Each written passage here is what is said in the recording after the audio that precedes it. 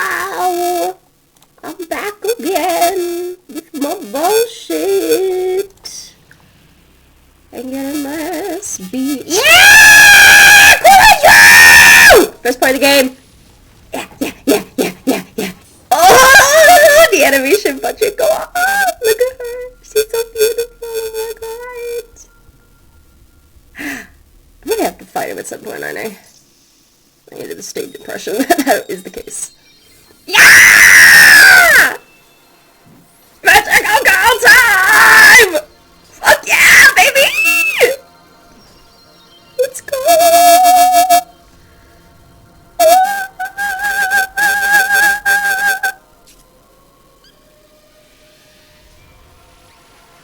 I think this game looks real good. I don't know what you want about. Maybe some games that is the case, but like, I think this game stands up to the art style. I don't know. What? Is it? Oh man.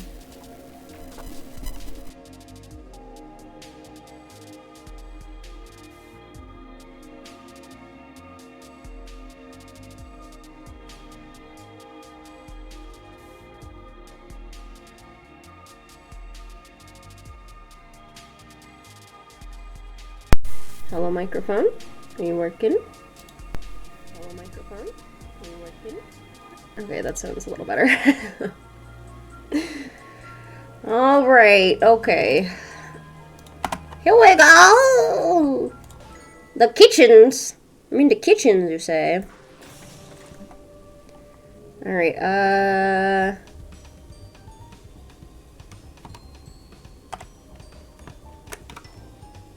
okay, so we have Chessman up there, and then we got the other one up there. Ugh, fuck me. I'm not sure that I want to do this. I'm not sure that I have enough desire within my bones. Okay.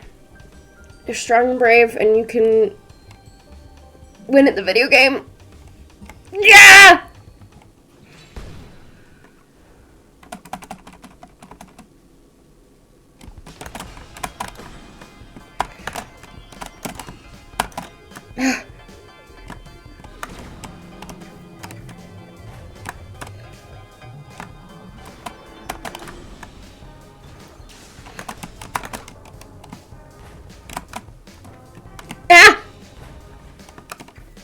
No! Oh, fuck me!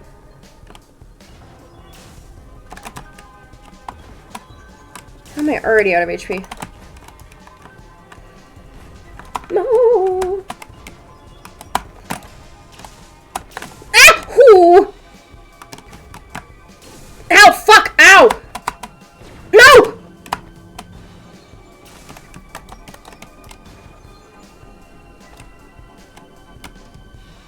Ah! Oh, I'm fucking it up so good. Ah!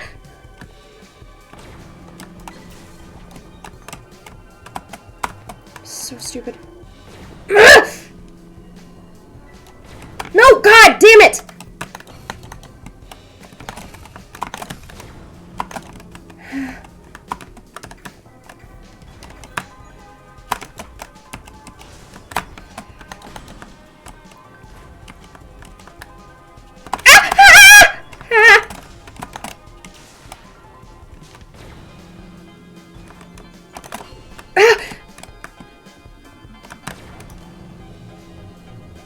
Fuck me. Ow!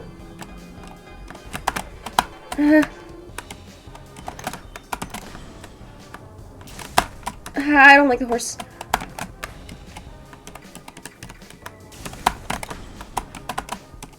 Run away, run away!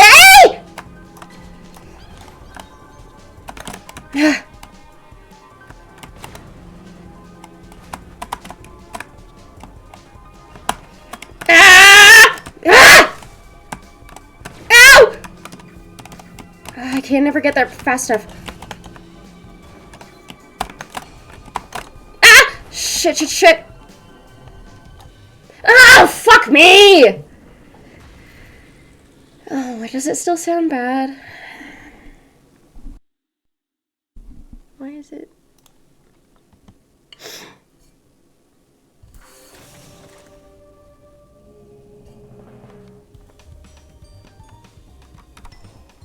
It's hard for me to tell because I don't have like a...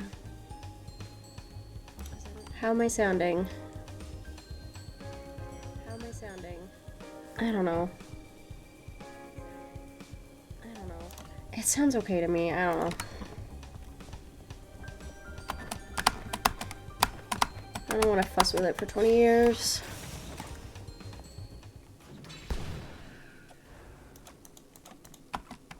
He just gets to sit there. I'm the one who has to run around.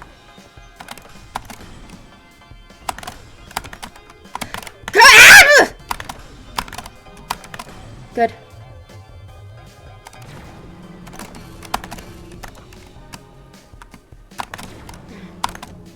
Ah!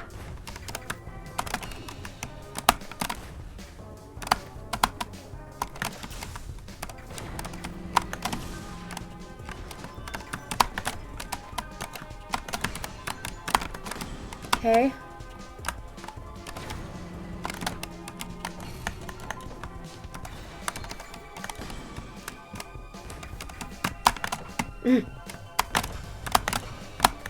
Ah, ponies!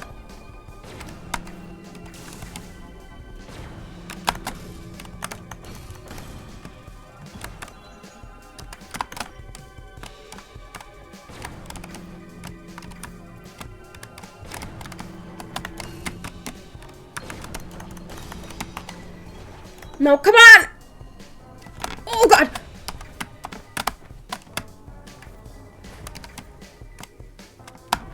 Ah, shit! Fuck off! I really wish they didn't have contact damage.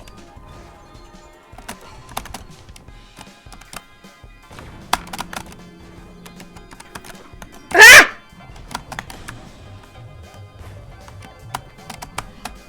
Oh, shit! No, no, no. Ah, fuck you! I was gonna not rage today, but it's too goddamn late now. Hit it! Ah, shit! No, fuck me! God damn it! Oh, God. How's it sound now that's just screaming? Fuck me. This fight is really tough for me.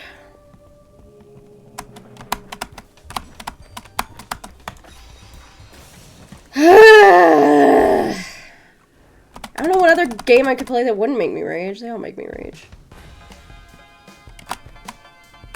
Why? Fuck off! Why the horses? I hate the horses the most.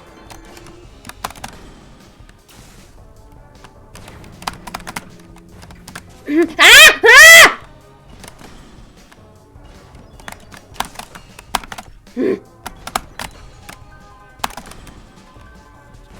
Fuck you, horse! I know they're called knights. I don't care.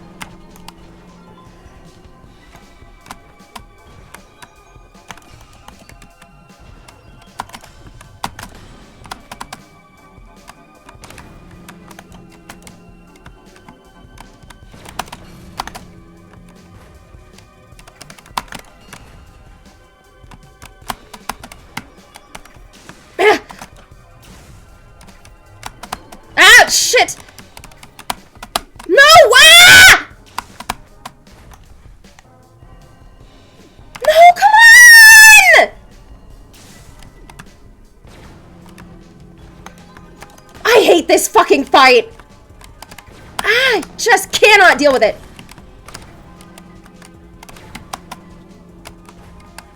What? Ugh! I hate it so much! They are whores. They're all the horses are whores. Oh my god. I'm never gonna fucking figure this out. Am I even getting any closer? I don't feel like I'm fucking getting.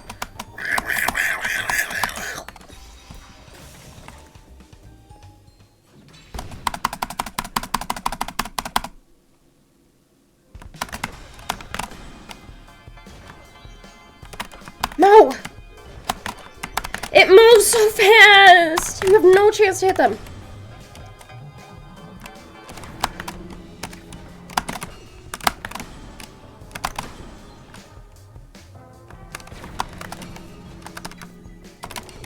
Okay.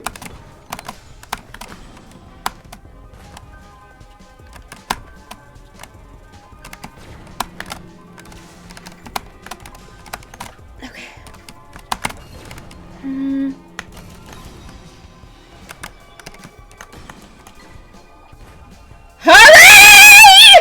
Fuck!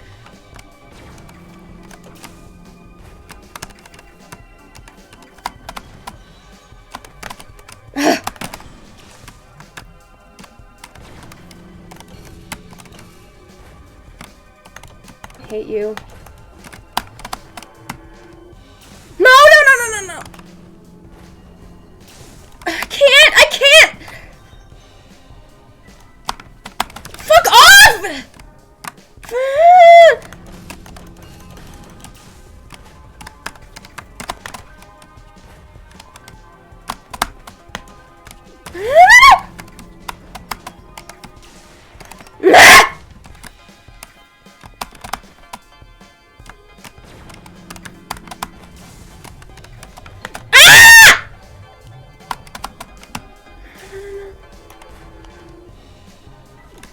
Shit, fuck! Okay, that one came out now. Oh, God.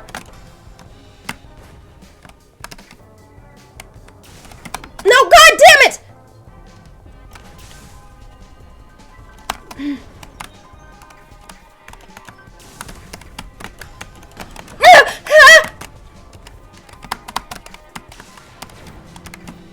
I don't remember what.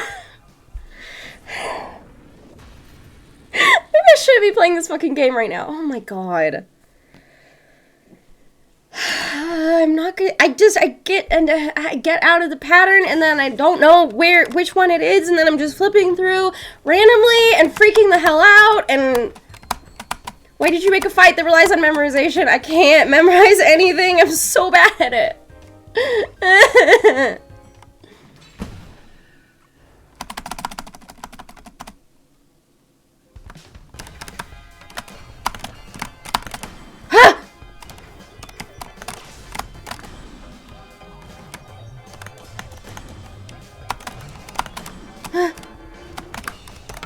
Okay, this is a really good start.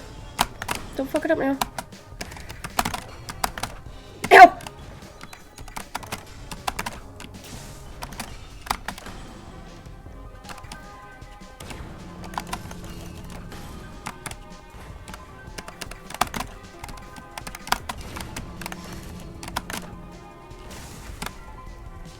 Ow! Ah, fuck! I wasn't paying attention. Okay, reset.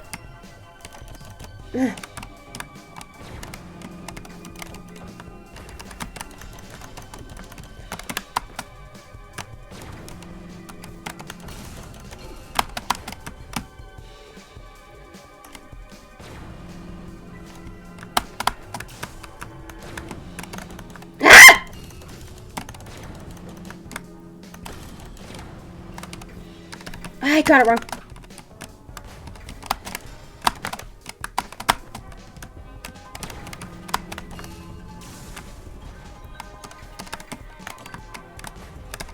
Ah! Fuck! I don't know the order. Ow! Ow! Ow! Ow! Ow! Ah! Shit! Ah! I'm trying to focus on one color at a time, but then if the other ones get lower, then it's harder to deal with because I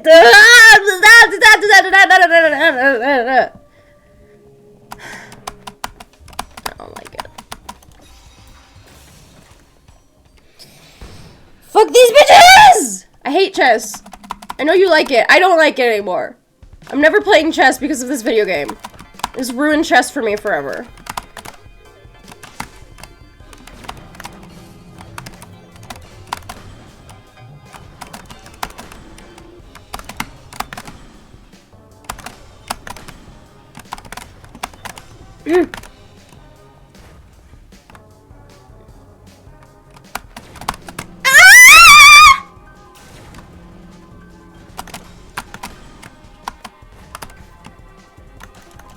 Can you not fucking hit?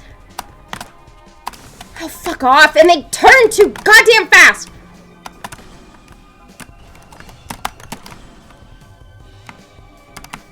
Ow! Hurry! I hate you. Why can you not fucking heal? It wasn't anywhere near you! Ah! I can't play this fucking... I can't. I'm clearly not in the fucking mental state for this.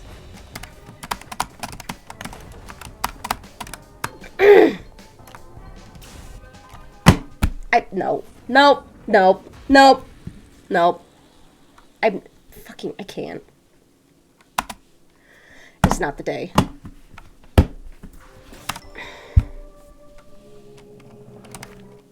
It's not the fucking day. I'm sorry.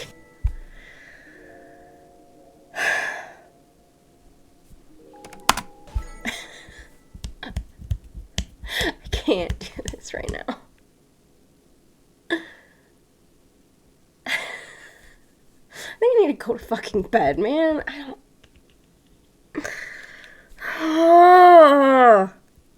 I just can't do it.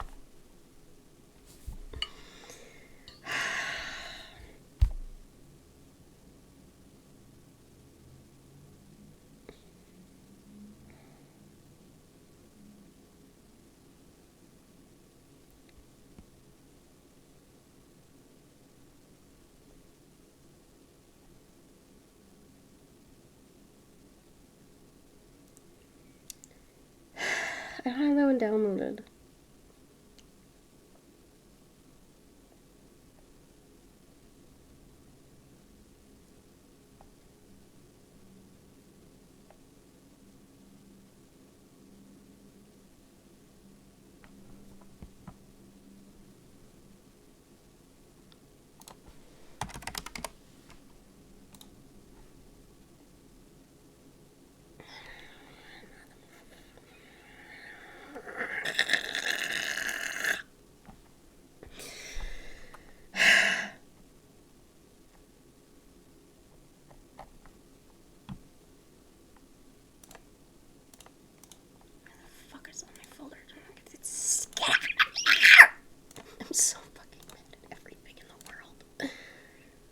Goddamn.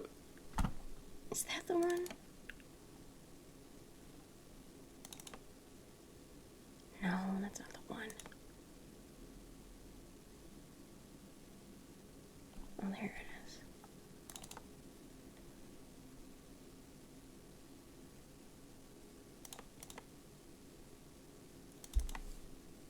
I think this works, right?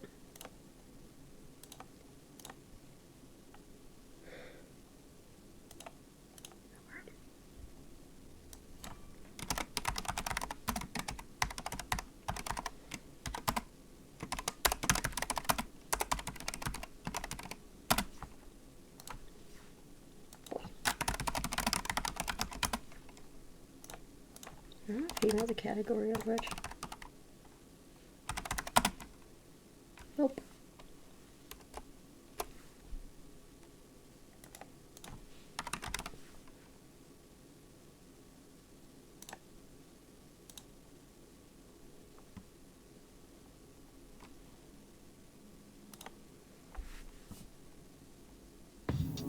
You working? Oh, it's very little. I don't know why it's so little. One moment.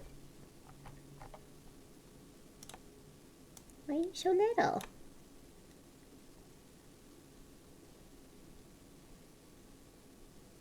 Why are you so small? Igor, come here. There you go.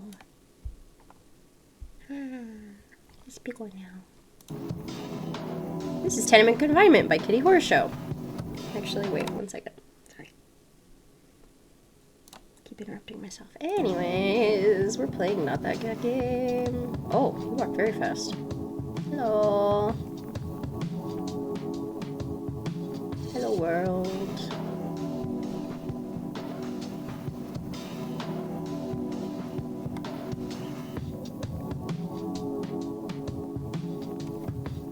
Just there to see anybody around. Oh, hi.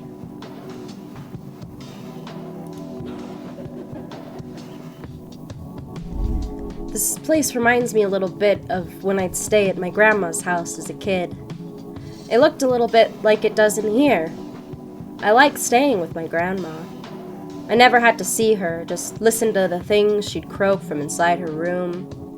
I would spend a few hours every day sliding things under the door for her, but once she fell asleep, I could do whatever I wanted.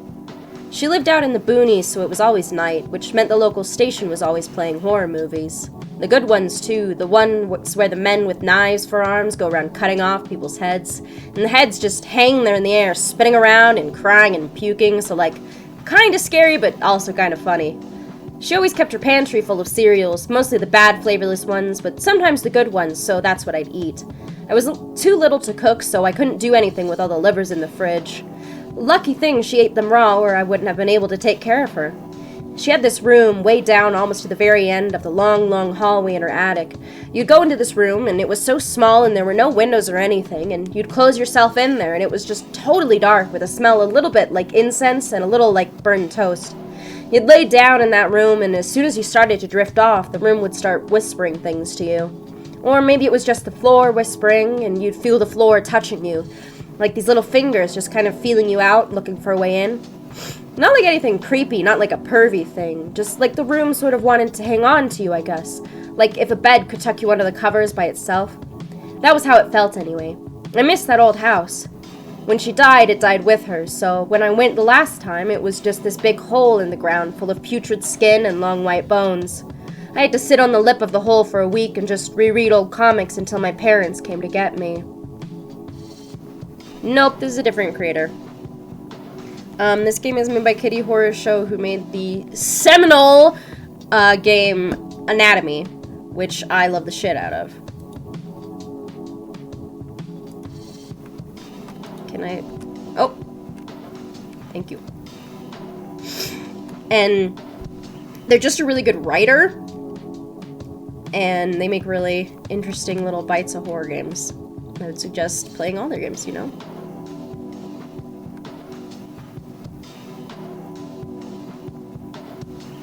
Hi. Expect good writing. That's what KittyHorrorShow will give you. I really can't stand taking the subway anymore. I know, I get it. It's free, and it's fast, and it's convenient, and we have to support them, or they'll die off. I guess it's more the stations I hate, or the platforms, or whatever you'd call them. I hate sitting down there waiting, just sitting in pitch dark, except for those emergency lights that kind of jitter if you look at them. And what's with those shapes moving around in the dark? What are those even supposed to be? Hanging people? Hands? I don't know. Never been touched by one, so small mercies, I guess, but they still just make me angry. I shouldn't have to put up with that just to get from A to B. I at least wish they'd lift the noise law so I could listen to some music or something. Having to stay dead quiet makes everything so boring. I feel like I'm in a boarding school or something, having to sit up straight and not make a sound and just listen to dark figures mill around.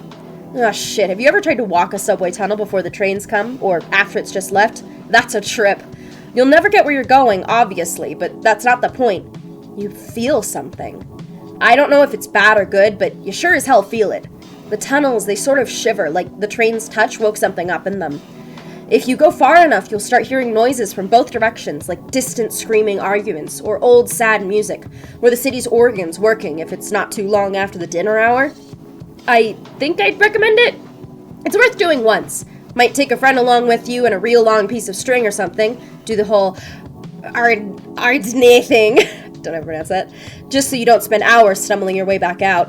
There's a chance the train will come, but whatever. You get smashed into a fine mist, you'll just come back tomorrow.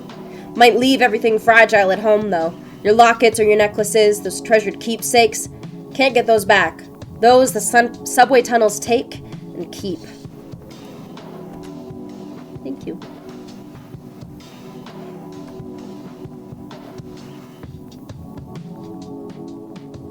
This is not by a Japanese game creator. This is by KittyHorrorShow. That is a different person. It is not made by the same person who made Go Home. This person, as far as I know, speaks English as a first language. It's okay. It has, I guess, somewhat similar vibes to that. Just wandering around in dead worlds. I think this is from Dead Cities, volume 3 or 4? There's no one here. There's a spot like there's someone would be there, but... Hello? Nope. No one here either. Just leads you off into the void.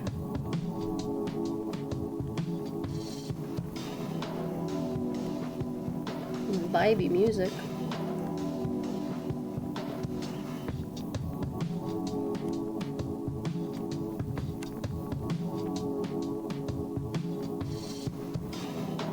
So few doors here can be opened.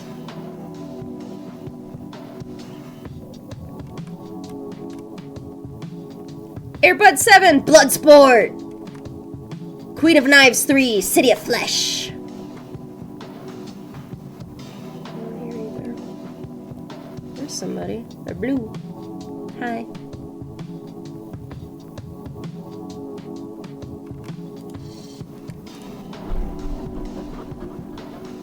Where do you come from? Sorry, that's maybe a little personal. I asked because you don't look like the rest of us, but also because I was going to ask if it had any basements. Where you come from, I mean, like the town or the city. Basements fascinate me. They're like the ocean, you know? So depthless and unfathomable, and they're just right there under our feet, going down who knows how far. I don't know how anyone can walk past one of those stairways without being just absolutely desperate to go down and see where it leads. I did just exactly that one time. I remember I was going home one night, only I didn't want to go home because my apartment was dying and in a lot of pain, so it was lashing out. So I passed by this basement staircase next to a storm drain in the street I'm on, and I just go. I just go down, not really caring what happens to me. It was the most wonderful thing I ever experienced. I remember feeling like the staircase was chewing me up, like I was being twisted and turned all around, and the stairs would end and I would just come out at these places that are just so hard to describe. There was this one, okay, so like, imagine the inside of a chemical plant, only it's also like a sewer, everything all concrete and damp. Machines and pipes all over, and it's this big space like a warehouse almost, or, I don't know, a submarine bunker? And in the middle of the space, there are these 3 huge holes in the ground, maybe 50 feet across. They're vats, right? And I looked over the edge of one, and down maybe 20 or 30 feet, you can see that it's just full of wet autumn leaves being churned and stirred by something underneath them. The smell of dirt and wet leaves just hit me full in the face, nearly knocked me back, it was so strong. I remember I tried to get a picture of it and dropped my cell phone down in it, and when it fell, these deafening alarms started going off and the whole area filled with red light. I ran like hell. The staircase leading back up had changed to lead down instead, but I took it because what are you gonna do? I don't remember where it led me though. Here, I guess, in a roundabout way. Blow.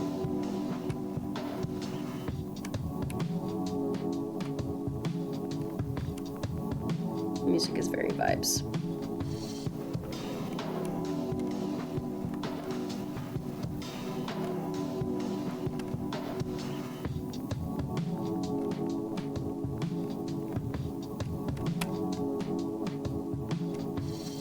Hello.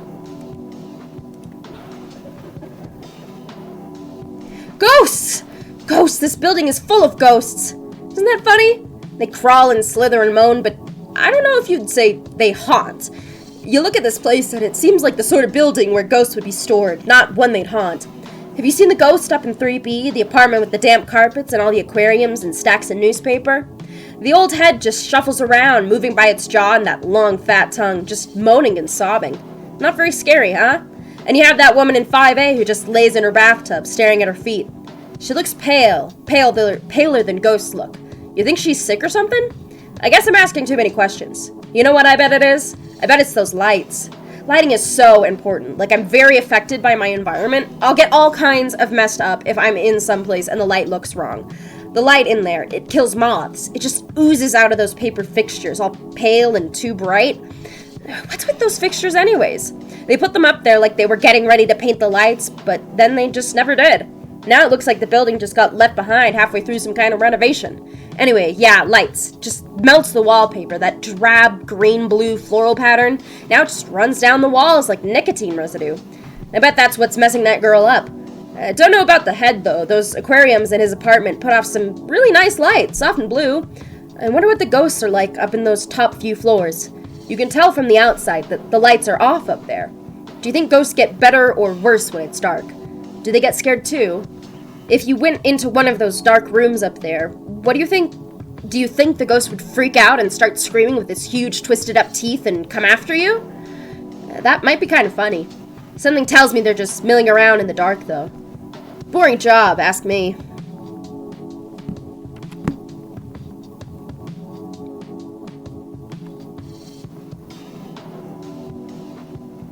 There yet? Oh, what actually? Oh, nope. There we go. Whee! No. No one in here, really.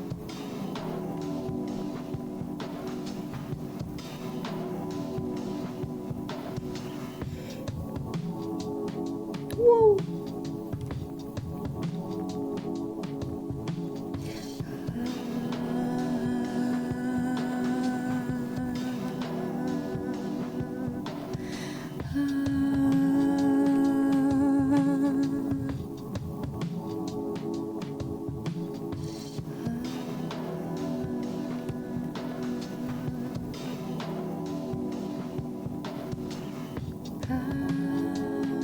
That's the hallway we started from. I'm gonna try walking into the void and then we will do the progression. Whee! Oh!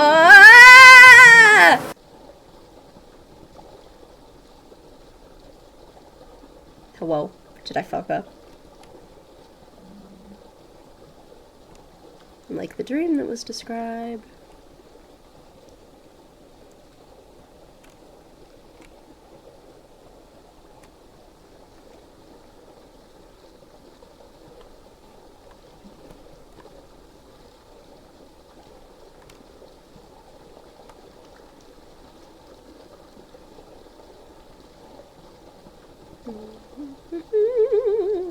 Everything's fine.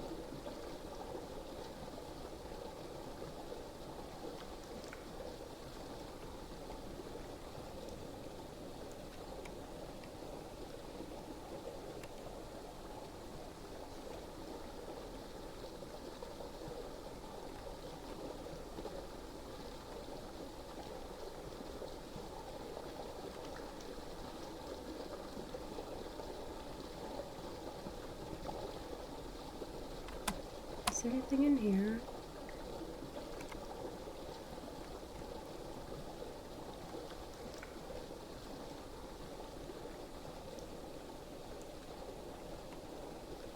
Could be water. Could be something else. It's more red than water normally is. Oh, hi. Do you remember? I don't remember. I remember some things. I don't remember it all. God, it's like it got cut out, you know? I remember there were nails and they cut my feet when I walked, ribbons of skin trailing me, flapping and laughing and skittering and collecting ashes. I remember his eyes, so wide, all those rotten teeth, so many teeth, rows and rows. I don't remember why I needed them. I don't remember. Can you tell me anything? I'd like to remember. There's this feeling in my palms, like there's things in there. Crickets or termites, and they're swimming in my muscle and chewing up my memories, and I dig them out, but what did they do wrong? That's just what they do. It's only natural. I feel dizzy, and my head hurts. Maybe I'm hungover. I drank so much of the stream. With my head held under, I had to drink. I was thirsty and afraid, and my feet kept hitting the concrete until they felt soft and painful and wet. I think I was laughing, but I can't remember. Fuck, I can't remember anything. Can't you help me? No. Did you say multiple things?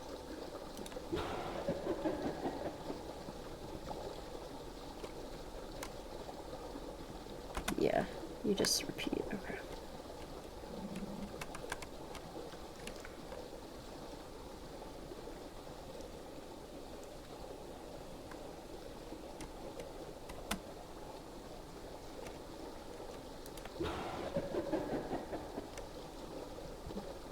That room was mine. They had no right. I paid for rent for 100 years. Who the hell are they to force me out? My skin is in those walls. The carpet knows how I taste. So much of my flesh and blood and puke and mucus has gone down those drains, just clogging up the pipes. I'm caught in the room's throat. I'm a part of it. Sometimes I would push myself against the wall and my skin would start to melt and the wallpaper would knit its way around me. Such comfort, such sublime assurance. I'm an electrician, goddammit. I saw nerve endings and to eye beams and open eyes and make towers scream. I sew nerve endings to eye beams. They can't do this to me. I'll go to the housing authority. That's what I'll do. I'll show them all the scars, those teeth marks up and down my arms, and I'll tell them to go to my apartment and check its breath, and they'll smell my sweat on it, and they'll know that it's mine. You can't just evict someone from a place like that and give it to someone else. It'll chew them up, and anyway, it's mine. I've worked hard all my life. I don't ask for anything except a home that keeps me at its mouth. Who the hell do you think you are? Just a person. That's all I am.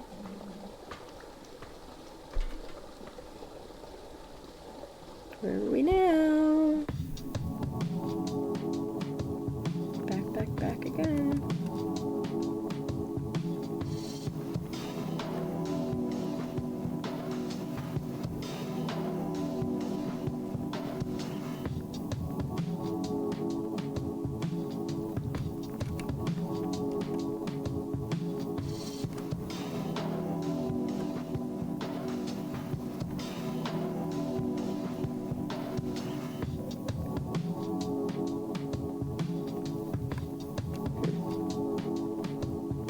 Anybody home?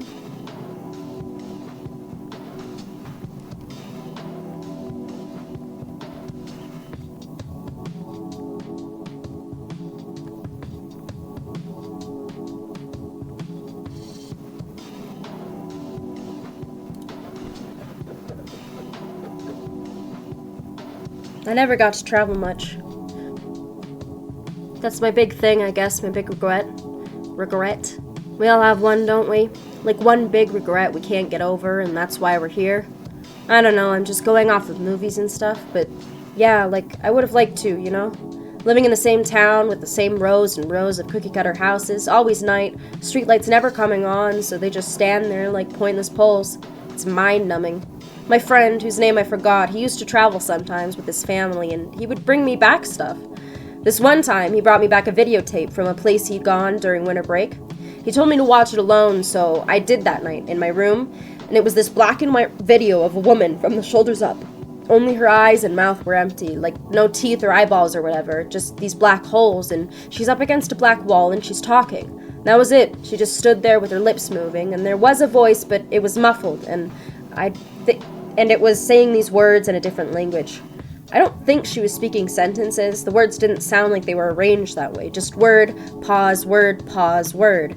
7 hours of that. It was very mechanical and sharp, that language, like old metal. I never did figure out what it was, and it makes me feel stupid and sheltered. It didn't matter, though, because as I stared at her, at that black, empty mouth contorting, I started to get the message, like it was being rolled over my brain with an ink roller, and the language didn't matter because the ink would just fill in the cracks. She was talking about a tower someplace under some kind of lockdown. It was so nice I started crying. From then on, whenever I'd wake up scared at night and yell out my parents' names and then find out the house was empty and I was alone, I'd turn on that tape and it'd comfort me. You can't find anything like that in a small town. They don't make things like that there. Things like art, you know? Or just things that feel important. Things that don't make you feel like your soul's being sucked out through the bottoms of your feet.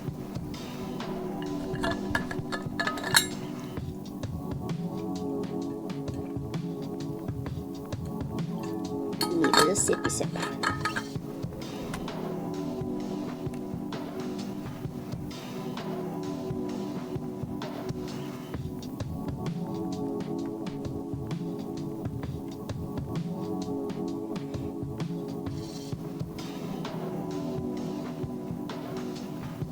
You can sprint.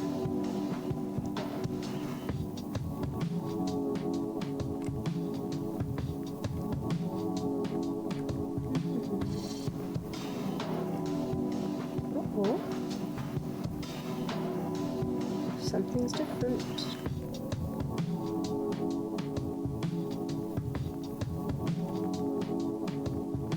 Huh. There. Oh, hello.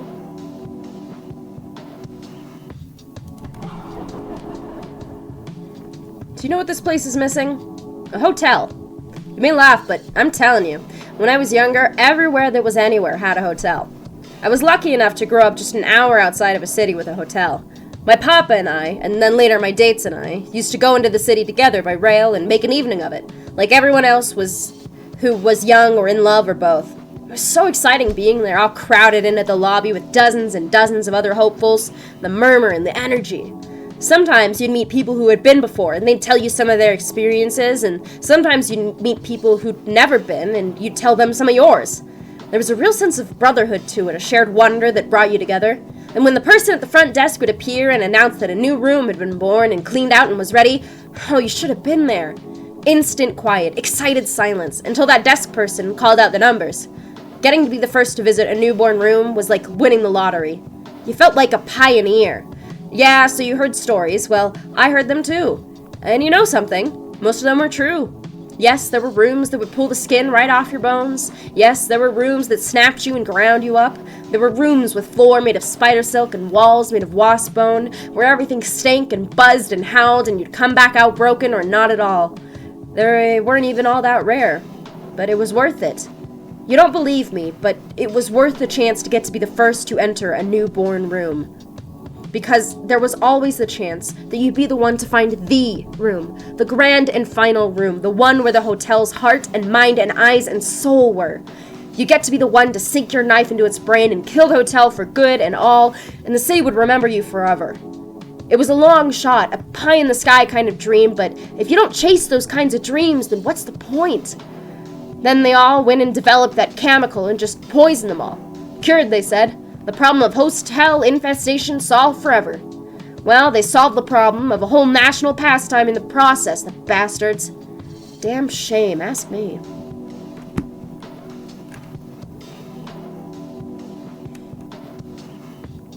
Like that red stuff wasn't there last time. It's still blocked, yes.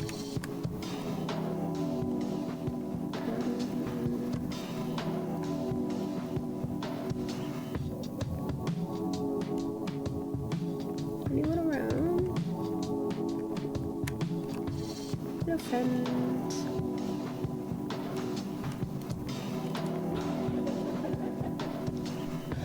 It's better for me this way. No form at all. I like how it feels. I feel like mist or water, like rubber, like TV static. It's a nice, cold, warm, glowy feeling, like I can just drift and flicker. You get it, right? Having a body was so complicated and unrewarding. I remember this one time I woke and my hands had grown out.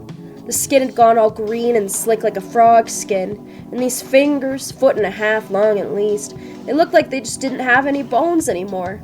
They sure looked like they had bones, but damned if I could pick anything up. So that was my whole week, just shuffling around my apartment, trying and failing to pick things up, sobbing to myself. I was able to turn my TV on with my mouth, so there was that, I guess. I hated having to eat and sleep. All this upkeep, and oh shit, do you remember how heavy you'd feel? It feels even more extreme to think back on it.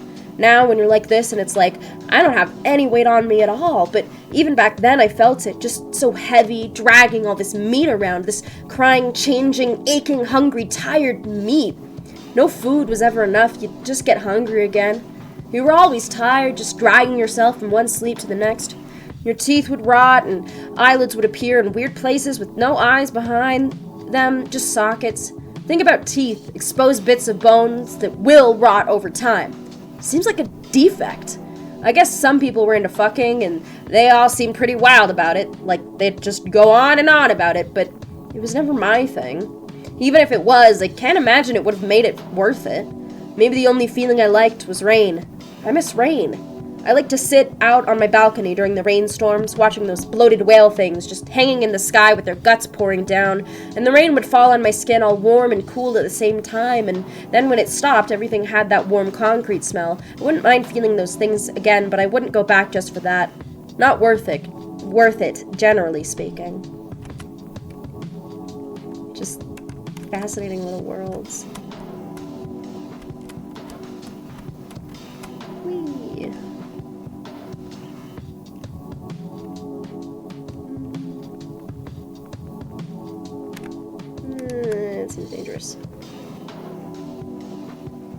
Yeah, I guess it's noir in a way.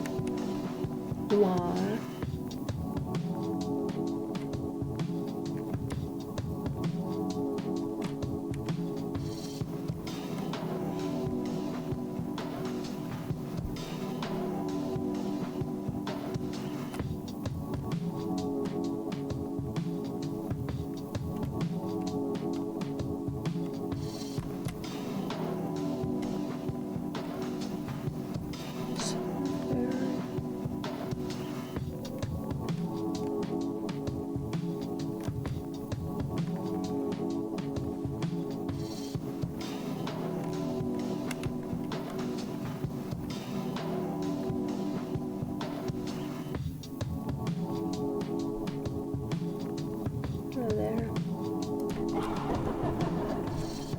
It's not so bad here. Really, it's not. What I mean is, there are worse places you could have ended up. And while yes, I understand that the fact that it could be worse doesn't mean it's okay, I think it's important to try and look at things positively, right? Perspective. Honestly, for me, this is an improvement. I don't know where you come from, but I grew up in an industrial town. The factory was the nucleus of the town, where all the jobs were, the main source of income. It manufactured vehicle parts, mostly cardiovascular and endocrine. Not exactly rocket science, very blue-collar. The whole town tasted like smoke because it was just caked all over everything, the soot and grime. There's so much awful stuff you have to put up with growing up in an industrial town. The people never smile because their work takes that out of them, so it feels so unwelcoming, even if you were born and raised there. Sometimes the factory would sicken and close down, and then you'd wake up and all the streets downtown would be flooded with blood that had congealed overnight, and you can imagine how that smells. Just the smells in general were enough to make you want to be anywhere else. Downtown at night, it was just bars and bars and bars, brick buildings and neon signs and open pub doors, pouring out noise. All the factory workers would go there and just get liquored up, watching the dollhouse broadcasts on repeat, shouting accusations at each other over every little thing. It's just the done thing in those towns, how you unwind. Then everyone drags themselves home at night, crawls into bed, wakes up, and does it again the next day. They'll try to fill your ears with notions of honest work, but that's no kind of life, is it? None of them seemed happy. So, I don't know, at least here you don't wake up with streets full of clotted blood.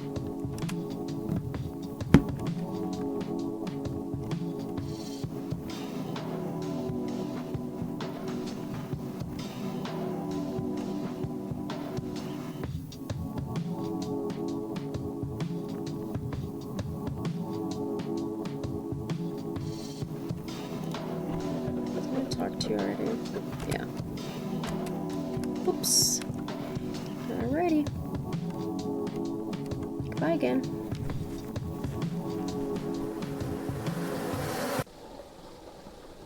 Back to the sewer.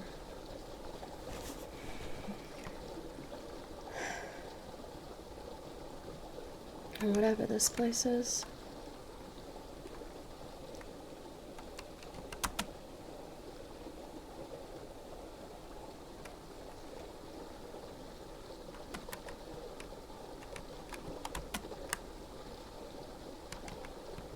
Not yet.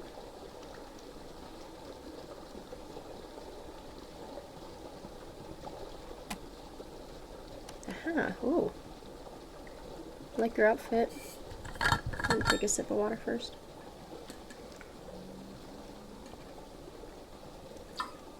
This game is a lot of reading. My head hurts. I must have fallen. I feel split apart. My shoulders feel soft. I'm going to get a towel from the hall closet so I can clean myself off. God, there's blood everywhere. I must have fallen. Or she pushed me. I'll bet that's just what happened. She's just like that, the little harlot. Help me back into bed. Never mind, don't clean it. Just leave it. The floor will drink it. Just get me back into bed. Point me towards the window. I want to watch the sunset behind the tower. The view used to be so much clearer when I was young. You wouldn't understand. This is the only world you know. But when I was young, you could look across the fields, over the heaving, fleshy backs of the worms beneath the soil, and their film would glisten in the sunlight for miles and miles. It looked like you were staring out at the ocean. It was so bright and shimmering. My bed is wet around my neck. I could feel my brains leaking out of my skull. Catch them for me. Tape me up. Close the door and lock it. I don't want her getting in here again. I want to look at the tower. It must be broadcasting. You can tell because if you look very closely, you see it vibrate and hum. It's subtle, but it's there. Or are my eyes more sensitive than yours? Pull them out then, if you're so envious. I don't care. I don't need them anymore. Not if that's how you're going to be.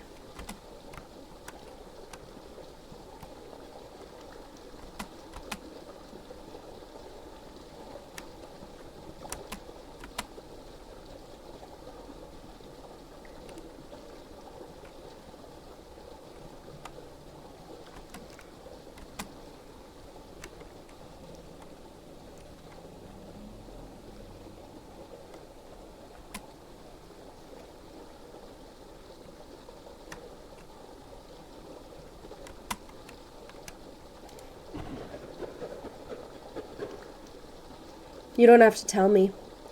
I know what's going on here. I can still feel myself, my weight in that bathtub, roaches up to my neck. But I know that's not where I am. It's where I have to get back to, not where I am. And I know the difference, but I can't move. My feet are stuck to the floor. See this? See all these veins? Like the roots of a weed. It's fucking annoying. Can't move, can't see, can't hear, can't get home. God, I feel them though. All those little teeth and legs. I can hear the alarm going off in the other room. It's like I'm here and I'm there at the same time, but the real me is here, but the me I need to be is there, you know? You look pale, so it seems like maybe you know. I wish I could do something about these roots, though. Wish I could just carve them out and get moving. I guess then I'd have to figure out where to go from here. Maybe I'd hop one of those trains outside of town, crawl up underneath one of its panels, and nestle in against its and just ride it wherever it goes. All roads lead to home, right? Hey, get away from me! Get the fuck away from me! You want me to stay down here forever? Well, fuck you! You mind your own fucking business, and I'll mind mine. Okay, jeez.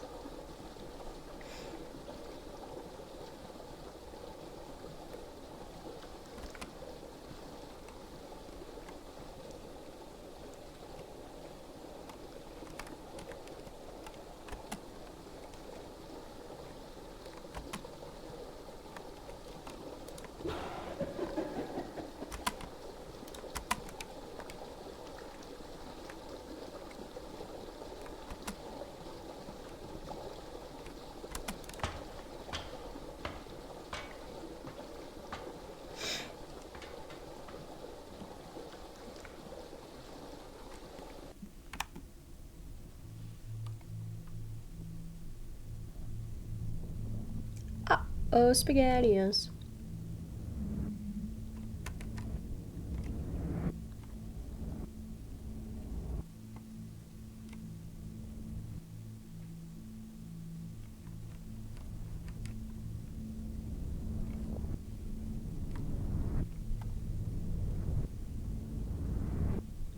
Do you know that I love nighttime here?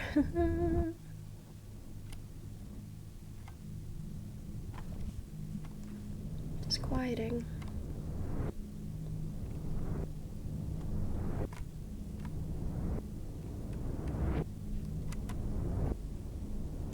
Oh, that's the starter hallway.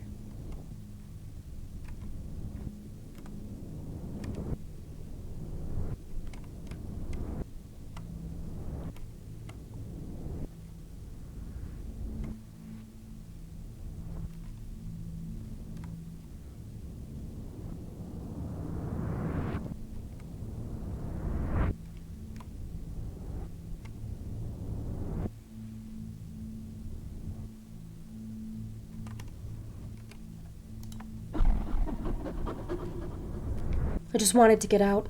That was all. It didn't matter where I went, I just didn't want to be there anymore. I hated that place so much, and it hated me, you could tell. It hated everyone, I think, but people just lived there anyway, as if they couldn't do anything to change it. So many of the old buildings downtown were getting soft, filling with pores, hatching wasps and leaking chemicals all over the roads. Everywhere you went, people just sneered and sobbed. If you didn't sneer and sob, you didn't belong. Fuck small towns. I used to fantasize about getting in a car, throwing all my books and bottles and clothes and things in the back seat, and then just taking off one night. Never looking back. Don't care what's out on the road. Can't be any worse than staying still someplace like that. I doubt the town would be strong enough to pull me back, the state it was in, and even if it was, I don't think it'd care enough about me. Do you ever wonder about that? Maybe a town like that hates you just as much as you hate it. Maybe it doesn't want you to be there any more than you do. I guess if something were crawling all over me and it didn't act like it belonged there or didn't seem like it was enjoying it, I wouldn't want it on me either. Whatever. My family never had a car, not on the kind of bullshit salary they paid at the ink plant. Sometimes I feel like that sort of thing's on purpose. They don't pay you enough to buy a car, you can't leave. You can't leave, you have to stay. You have to stay, you need a job. You need a job, you work at the plant. Snaking its own tail forever and ever. My mom tried to prepare me for a job at the ink plant. Every time we would pass one of those tumor things on a street light when we were walking home, she'd show me how to slit it with a penknife and suck the ink out without swallowing. I'm kind of glad I ended up here before I ended up working at that place. It's quiet and lonely here, but at least I can sit and look at the sky. Okay. Whatever you say.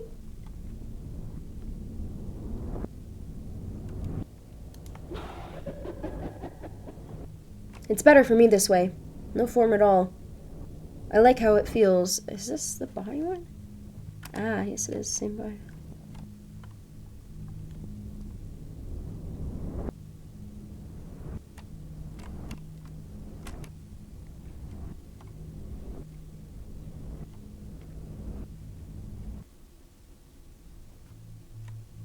Seven hours of CCTV footage taken from the basement of a condemned apartment. Back-to-back creature feature, 2 giant leeches sewn together. Nothing but a stain.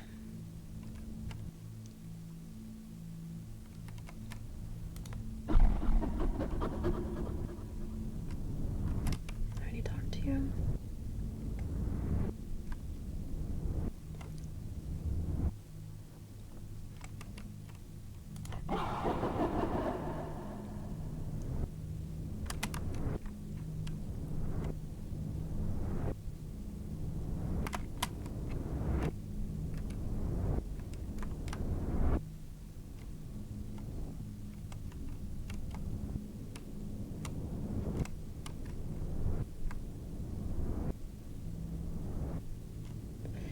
Spookier without the music.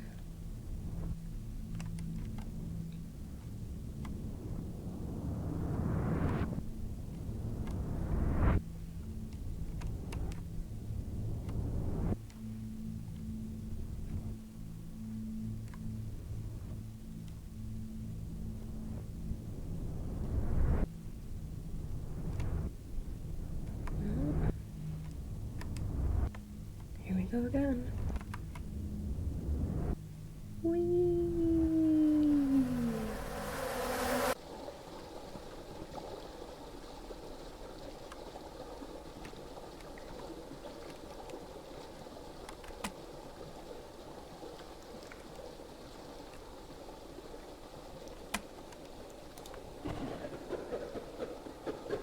I have to remember the lot.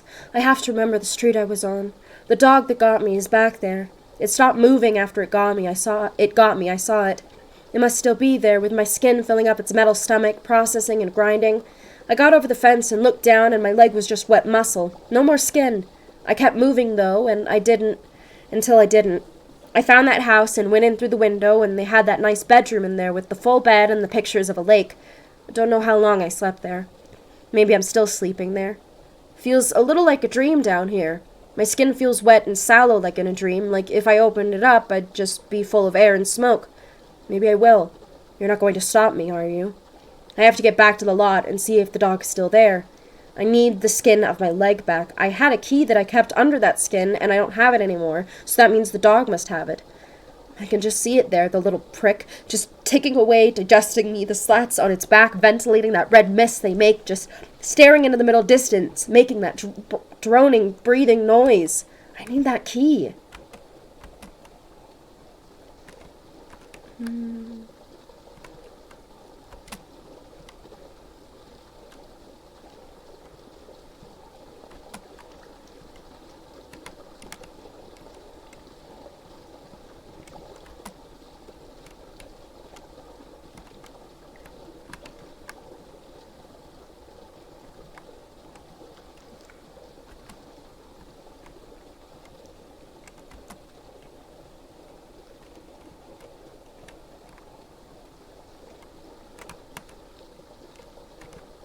Here.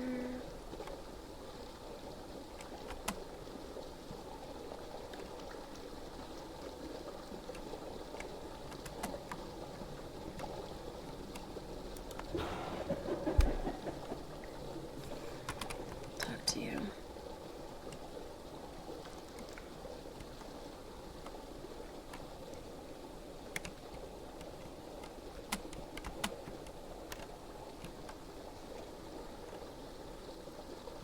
Maybe I'll cut my losses.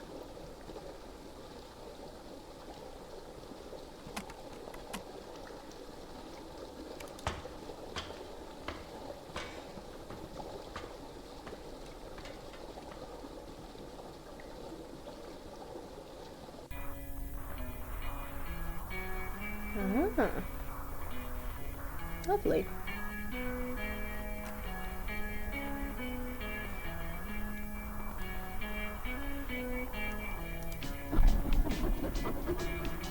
Hey Fred, word of advice for you.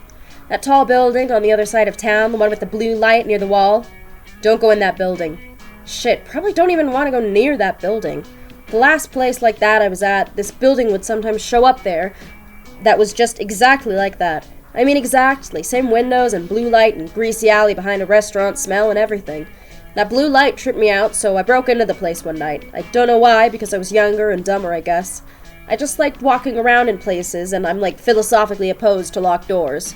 So I go in and start walking around in there, and it's the usual stuff mostly. Emptied out office floors, and old-style manor floors, and refrigeration floors, and all that kind of stuff.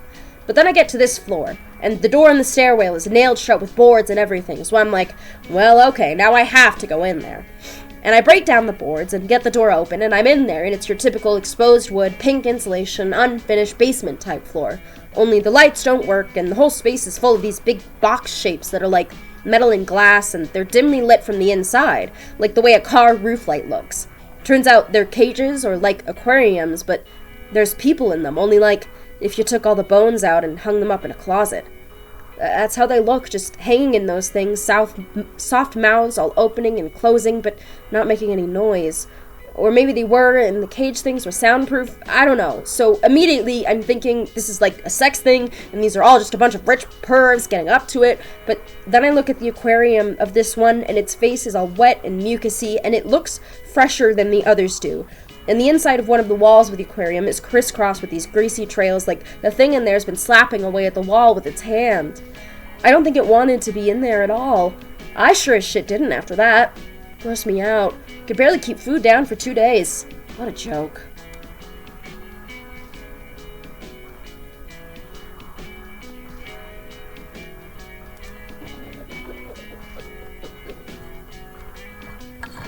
And this is the Subway one.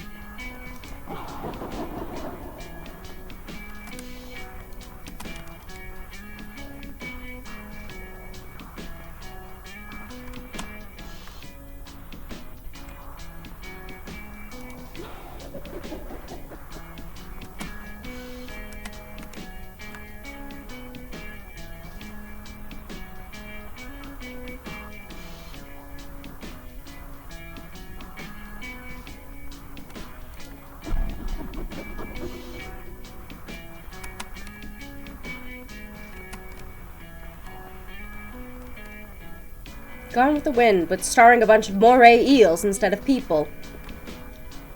VHS tape found in an abandoned farmhouse. Contents unknown. 7 eclipses at once.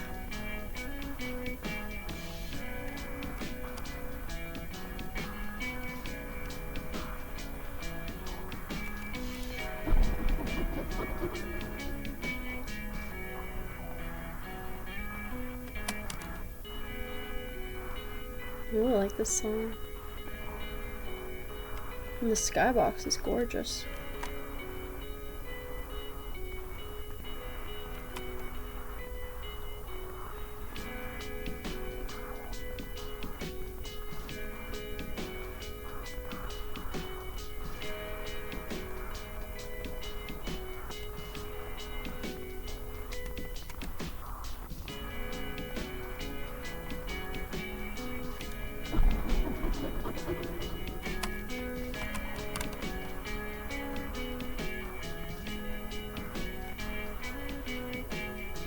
Oh, I never noticed this. Huh. I suppose it's always been there, but I just never saw it.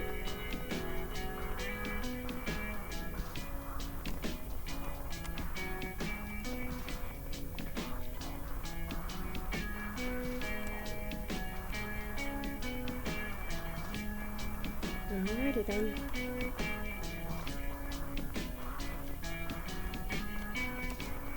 Beautiful.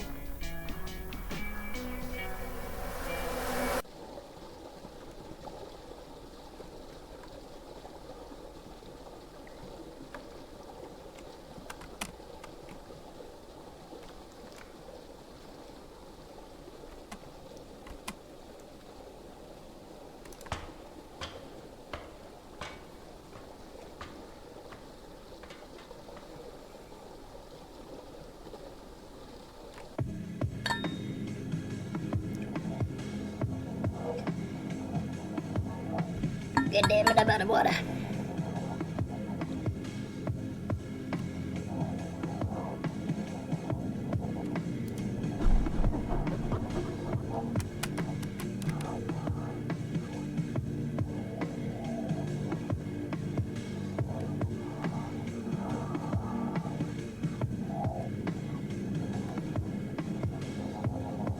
Oh, there's a place for someone to be here.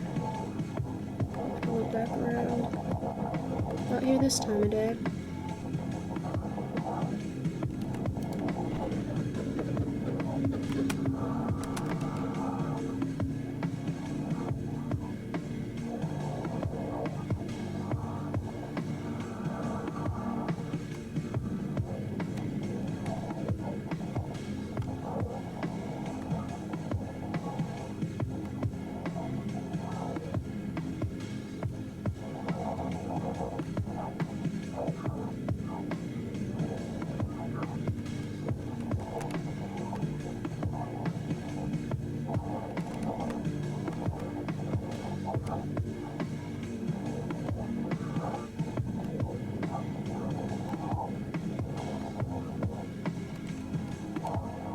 Spines!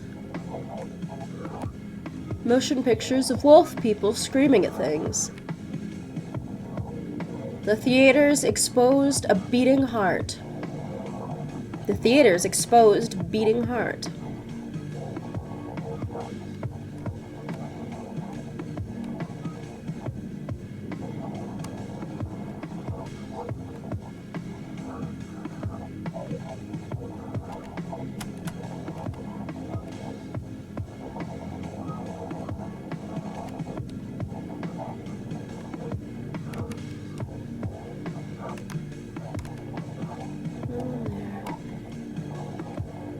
Oh.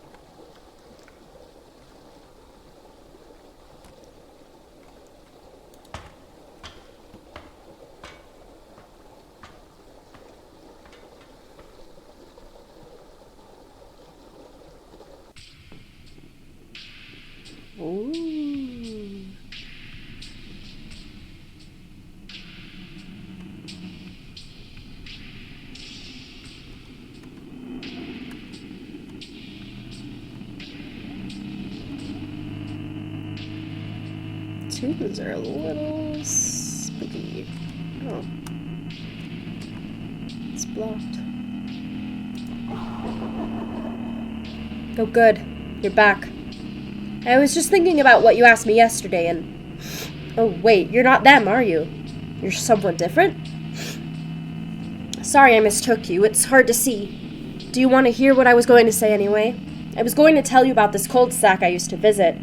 The road only went so far as the end of the cul-de-sac and then stopped, which is to say there was no inroads. It was just out there in the middle of some huge expanse of nothing. Blech.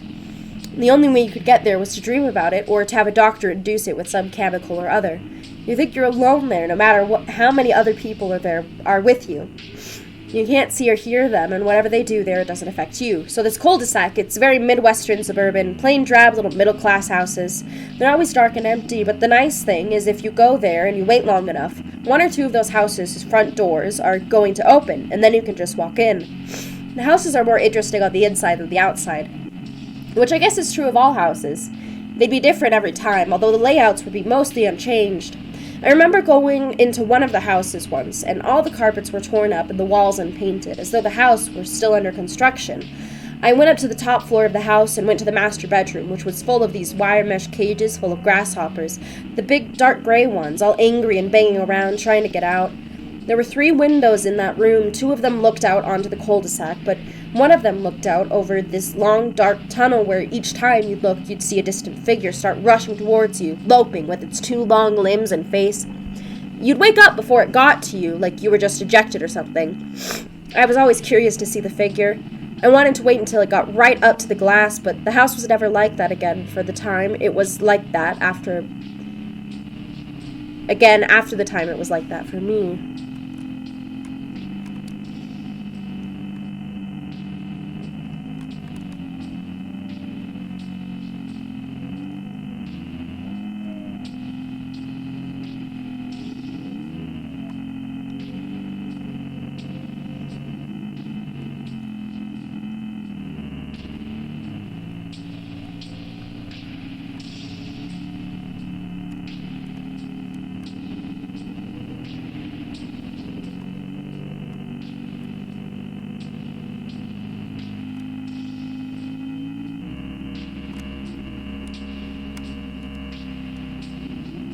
Rolling.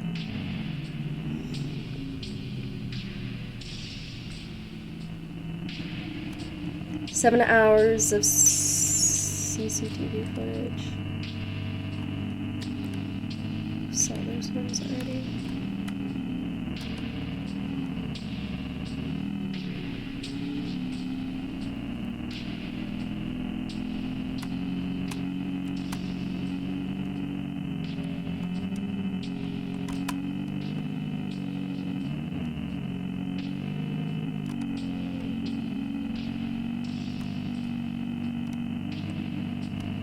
That's about everyone.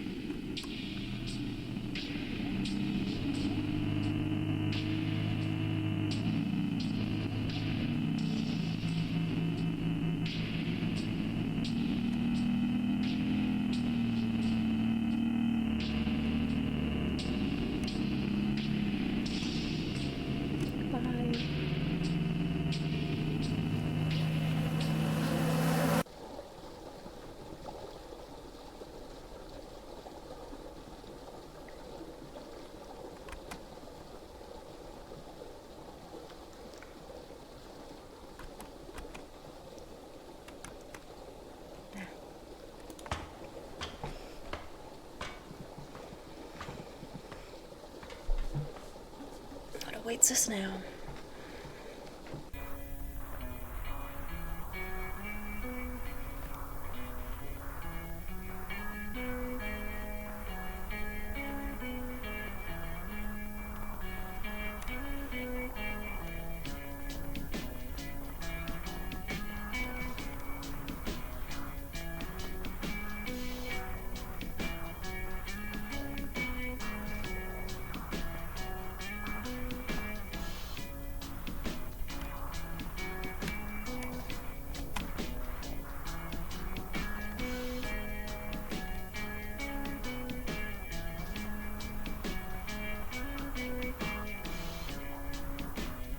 Vivid visions of empty rooms, Sunday endoscopy marathon, giant hornet slug versus rural midwestern town.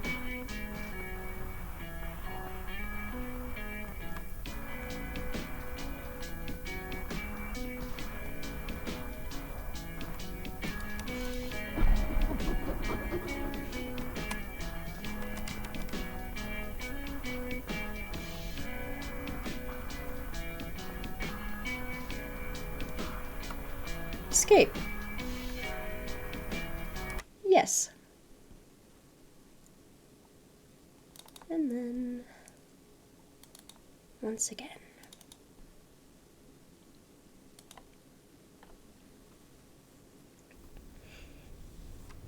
Back in the hallway. It's dark again.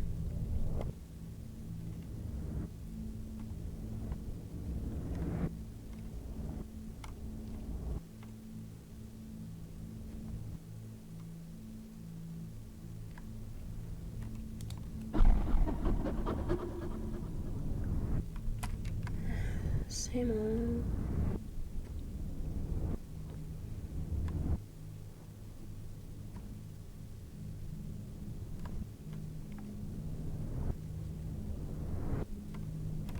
There's someone there.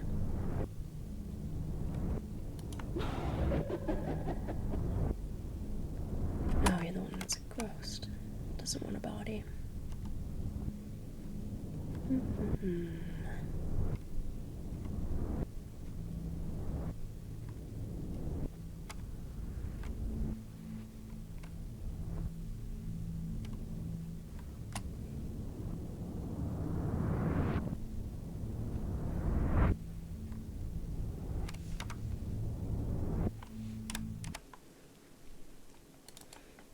Escape again.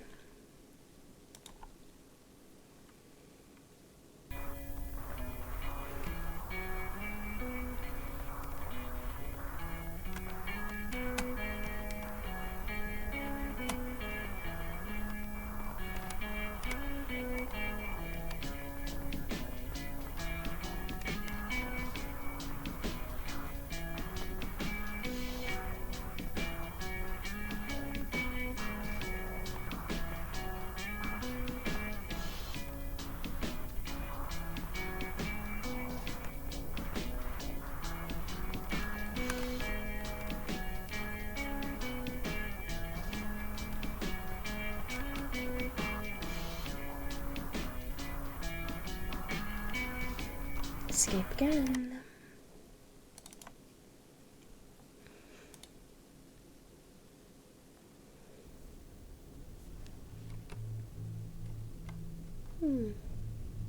Night again, huh?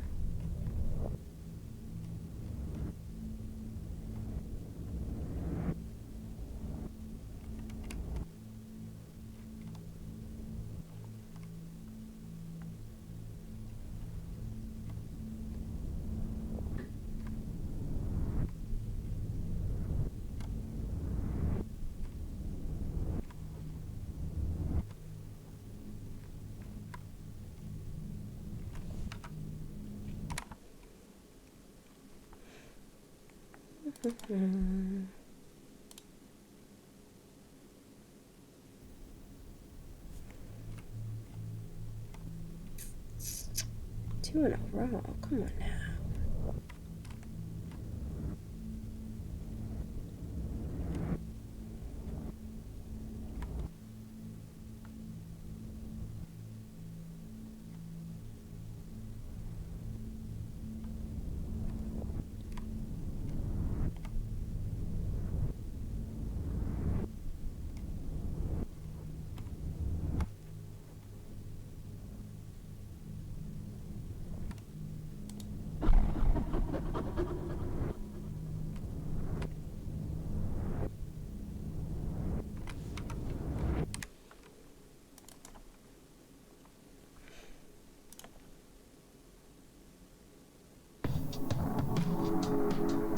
Oh, back to the beginning, eh?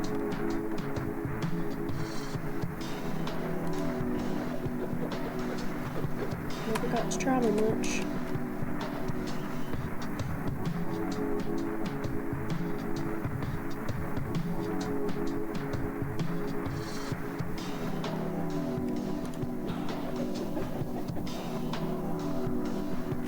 grandmother's house.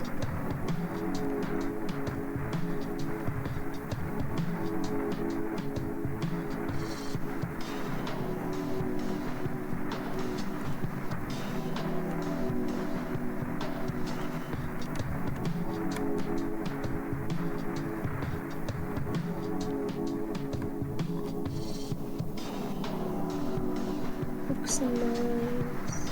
The fang-toothed maiden. I was a teenage giant floating omniscient tick with spider eyes. And 98 human teeth, PG-13.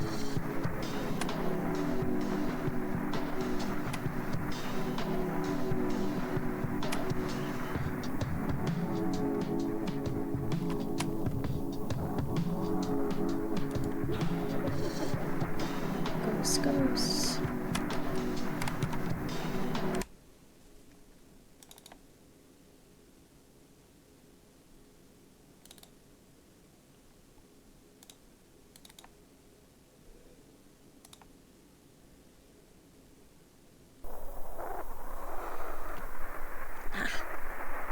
There you are.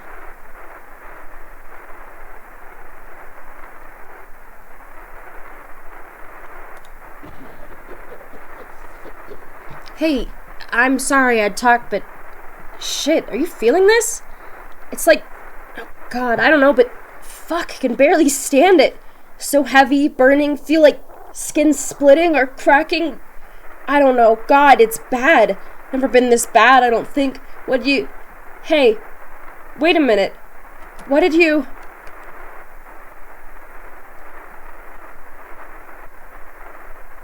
I didn't do nothing.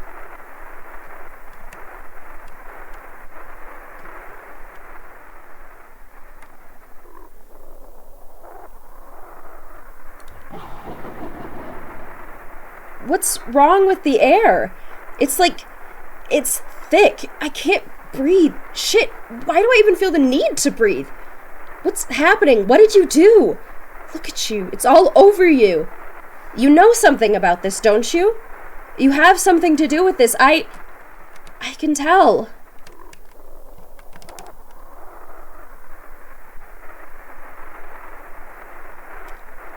Hee hee.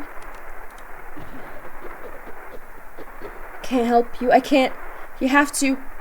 I'm sorry. I'm sorry.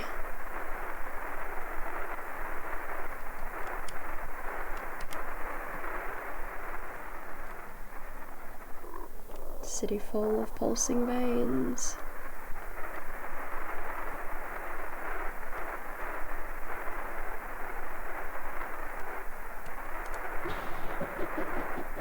Hey, do you feel this?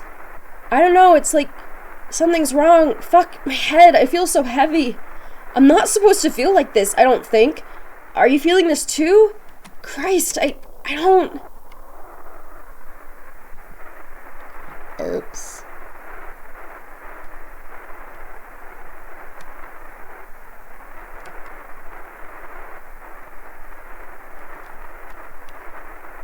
I've never seen you before. Oops. Hey, you, please, can you... Hey, come on, please just... Oh god, what are you... What's that in your... Look, if you could just please... It hurts. It hurts. It hurts.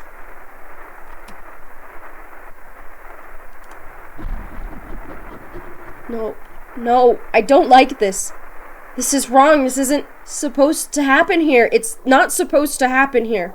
Back there, maybe. Back where I came from, but this is wrong. I thought there isn't supposed to be any more. I don't understand.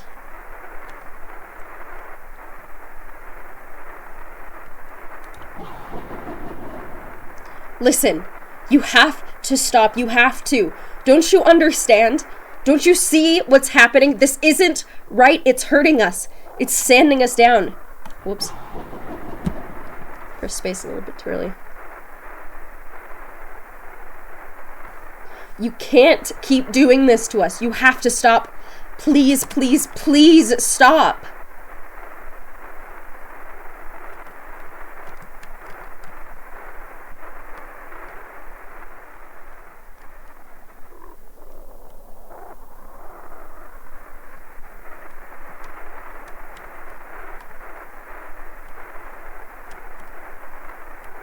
I believe that's just about everyone, so...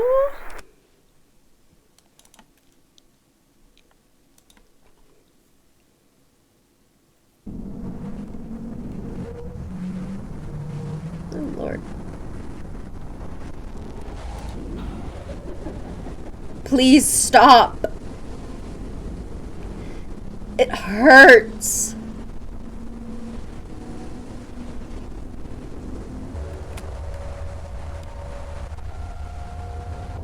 Hard to see.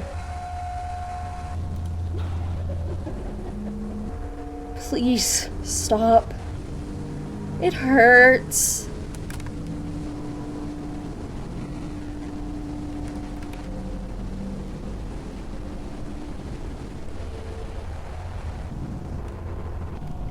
The walls are different.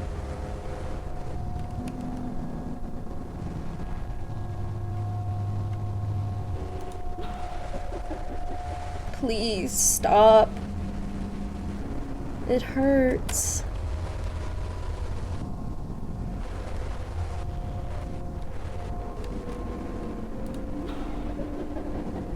Please stop.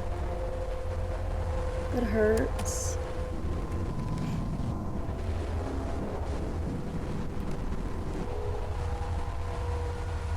Can you still get to the theater? Might be blocked off.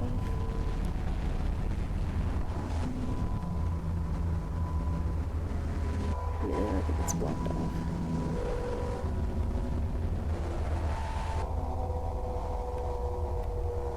Everyone's around.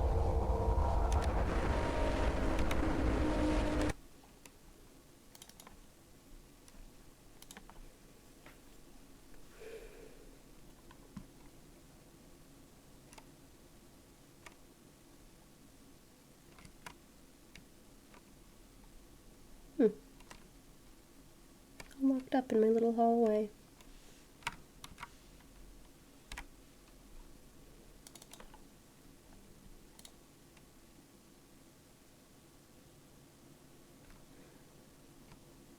They're just staying there, but I don't know if anyone's willing to come talk to me. Oh. You used us up. We are angry. Come back tomorrow.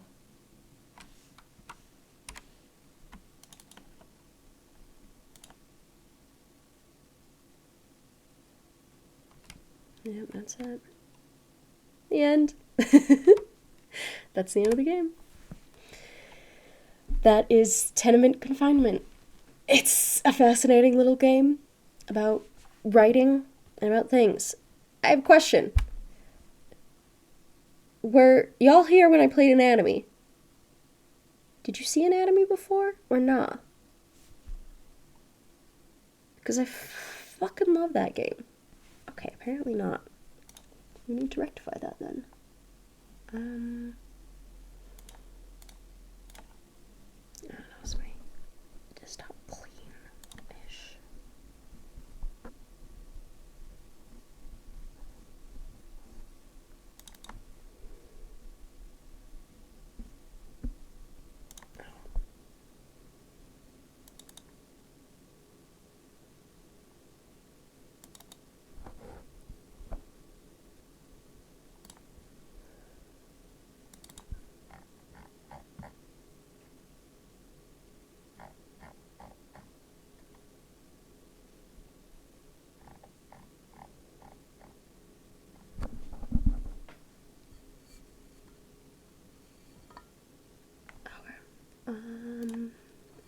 Yeah, it's safe for stream. I played it on stream before, just before you guys started being regulars. You gonna run it? Is my computer freezing? Maybe a little bit. Woo! Oh, I was trying to open two at once. That'll do it.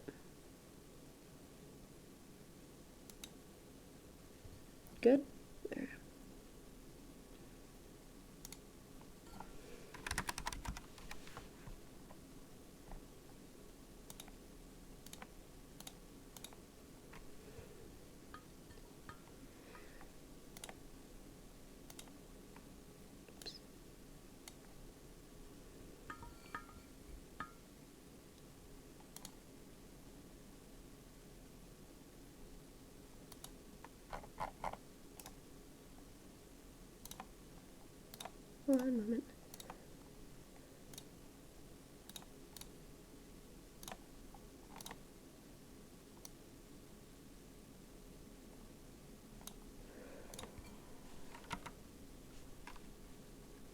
that. Sorry.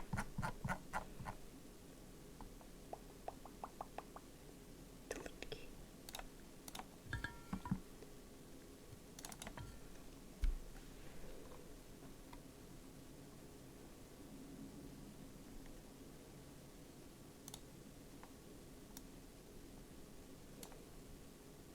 Ah, there he is.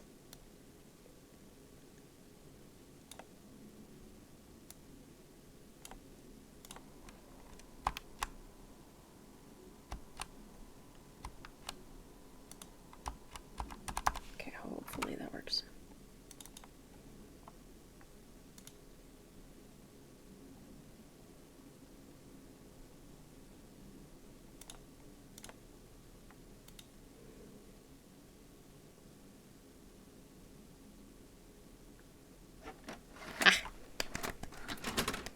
Here we go, an enemy. Oh, I should probably change my... Whoops, one moment.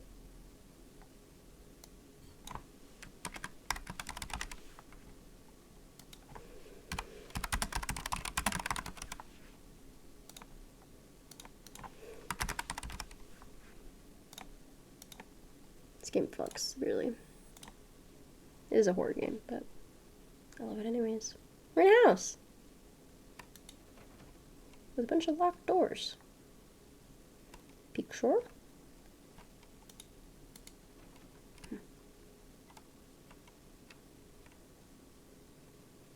Skeletons.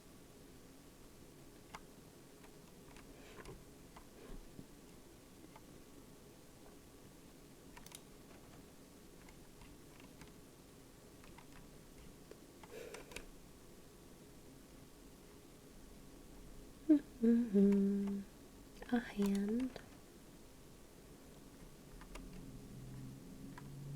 Huh.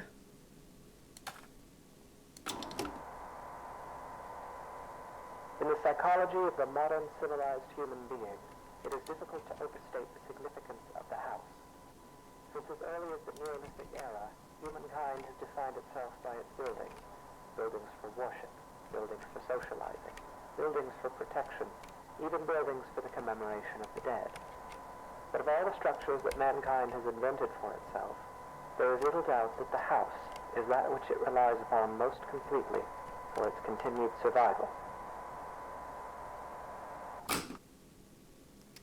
There's a tape in the dining room.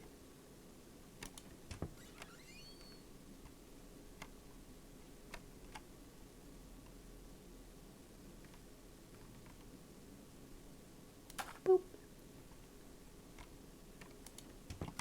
Oh. That leads into the living room, doesn't it? But the tape player is in here. The house is one of the key elements that separates modern humanity from its more primitive antecedents. No other creature goes to such lengths to create lasting, permanent shelter for itself, nor regards such shelters with such reverence and importance. Why do human beings of our modern age foster this tremendous sympathy toward their homes? There are many reasons, of course, but perhaps it is due in some small part to seeing them as a reflection of ourselves. There's a tape in the downstairs bathroom. Toilet. Oh. Tip.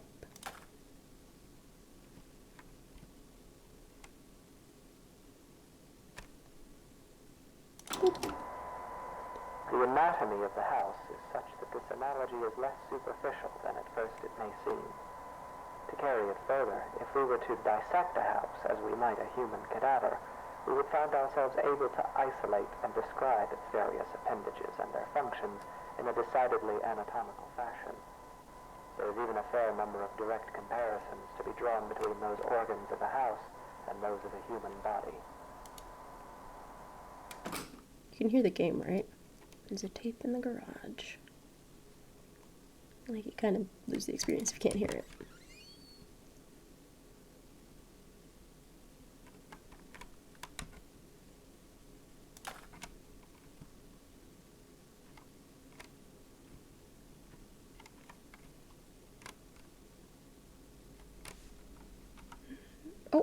fuck, I didn't mean to mix the game.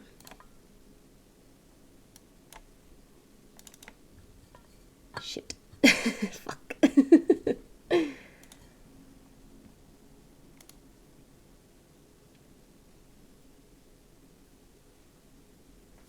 Please come back. Did we just start over? We might have just started over. Whoops. My B. 8/18/1994. Alright.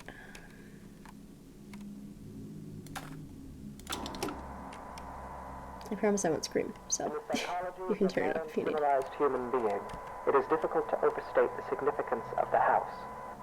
Since as early as the Neolithic era, humankind has defined itself by its buildings.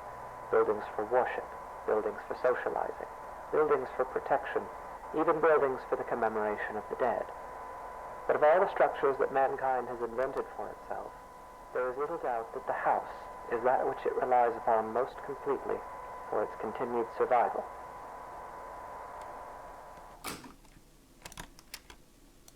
Yes, I know there's a tape in the dining room. Oh, my sensitivity is very high. That's okay. The house is one of the key elements that separates modern humanity from its more primitive antecedents. No other creature goes to such lengths to create lasting, permanent shelter for itself, nor regards such shelters with such reverence and import. Why do human beings of our modern age foster this tremendous sympathy toward their homes? There are many reasons, of course, but perhaps it is due in some small part to seeing them as a reflection of ourselves.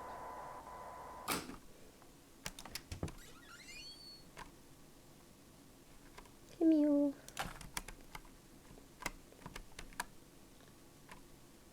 This is like one of my favorite games of all The time. anatomy of the house is such that this analogy is less superficial than at first it may seem. To carry it further, if we were to dissect a house as we might a human cadaver, we would find ourselves able to isolate and describe its various appendages and their functions in a decidedly anatomical fashion. There is even a fair number of direct comparisons to be drawn between those organs of a house and those of a human body. I know there are transcripts online. I can post one in the chat in a little bit. Okay, don't fuck up on my shit. Alright. One second.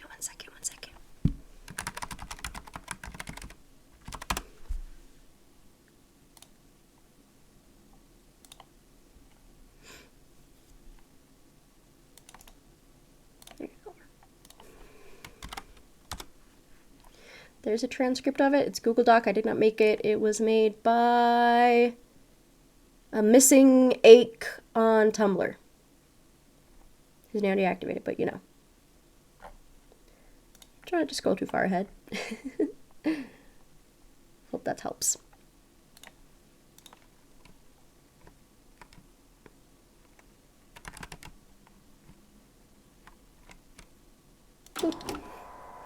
For example, let us examine the living room. Often the dominant space of a house's ground level, as well as typically the center of activity in a well-populated home. The living room is very much the heart of the house. While a human heart circulates blood to oxygenate the body's extremities, the living room circulates people, activity, communication. It is the room most likely to be found beating, as active and vivacious as its name would imply.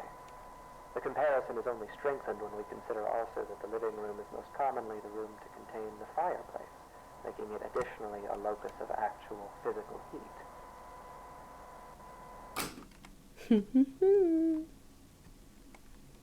The living room.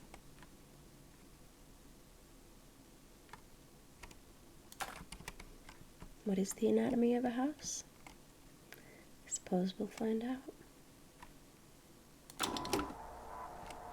It is easy to think of the kitchen and dining room as the stomach or digestive system of a house, though this comparison is tenuous. By contrast, the function and analog of a bathroom should be immediately obvious. The hallways and corridors of a house are its veins, providing circulation coursing throughout its frame. A staircase bears more than a passing resemblance, both physically and symbolically, to a spine.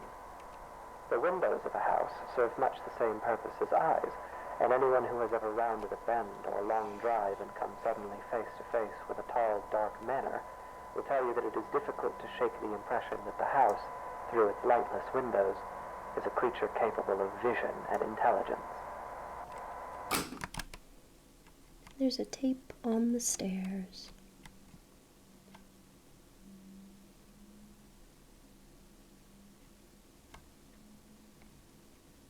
Missed it. A spine.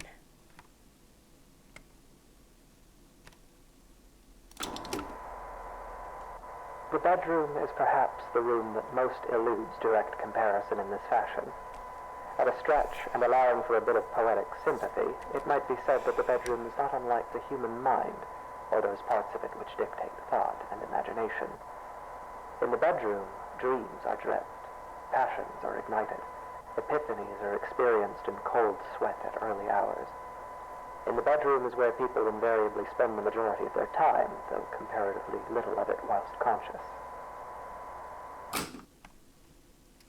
There's a tape in a bedroom.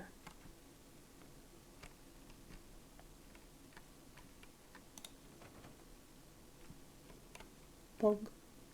Bog. Bog.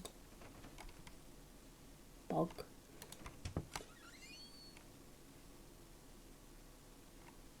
Bed.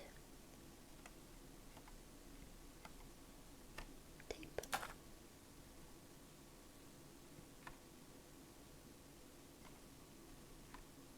Back downstairs we go.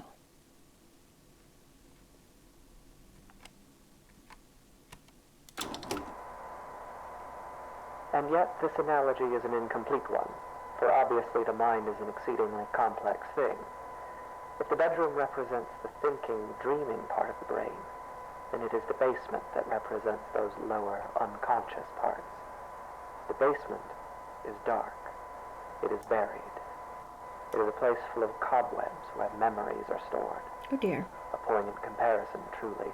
Often the unnerving uncertainty that comes with considering the deeper aspects of the human psyche is not unlike gazing down at the swimming blackness pooled at the bottom of a basement stairwell. It is a place we spend our childhoods filling with monsters that will lay for years in patient silence. It is a place that, barring some specific errand, we seldom ever want to go. There's a tape in the basement where you seldom want to go.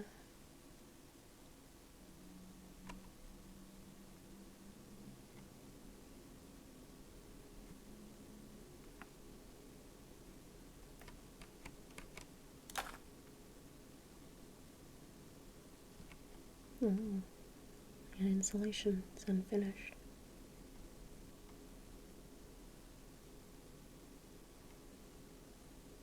Where are the stairs? I found stairs.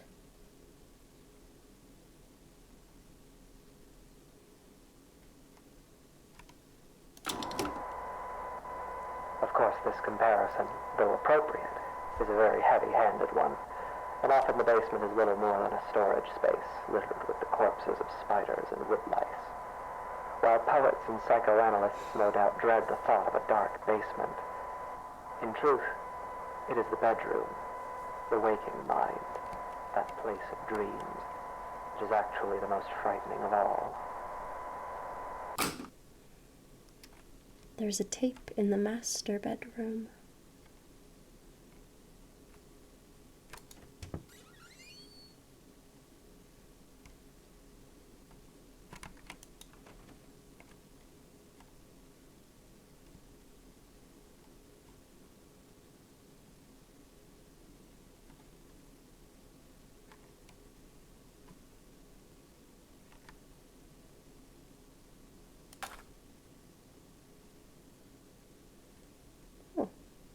Convenient. It is here, in the bedroom, that we are at our most vulnerable. Each night we shut our senses to the world for hours at a time, trusting in the house to keep us safe until next we wake. In this state of extreme vulnerability, we will spend something like 20% of our lives. Anything might stand beside us, watch us, keep us company until dawn, and we would never perceive it. We can only pray that the house will not let such things carry on as we sleep. In this way, during these hours, the bedroom seems less like a mind and more like a mouth. For it is here that the house is most likely to betray us. It is here that we place ourselves most at the house's mercy and spend each night hoping that it will not bite down. No way out. The game closed itself.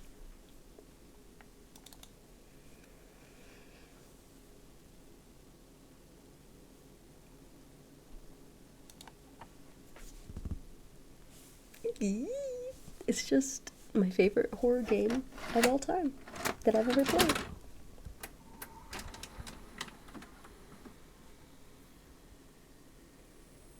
Eight 1994.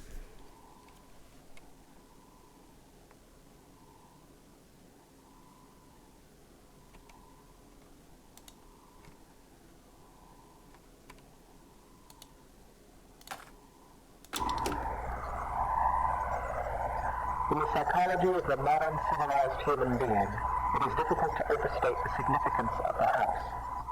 Since as early as the Neolithic era, humankind has defined their habitat. But of all the structures that mankind has invented for itself, there is little doubt that the house is that which it relies upon most completely for its continued survival.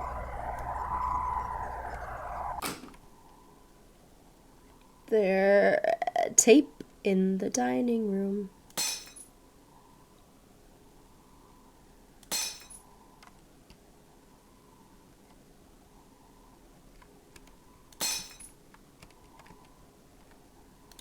Smash.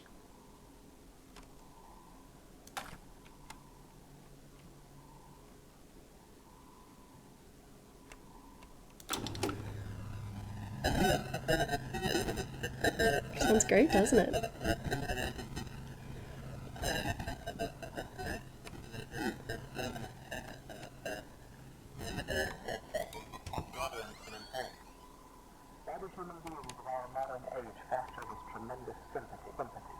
Sympathy.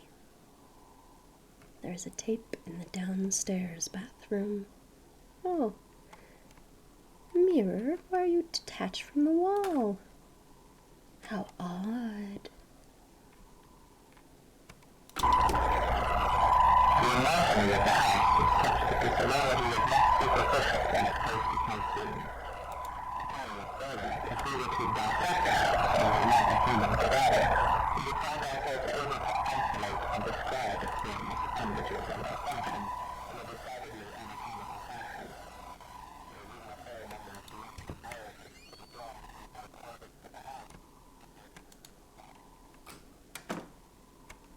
There is a doors are unlocked.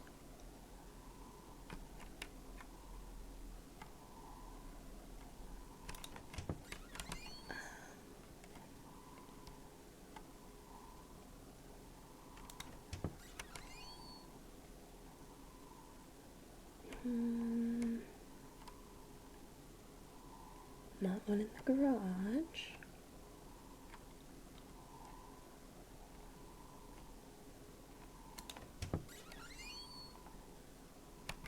Oh, little castle picture.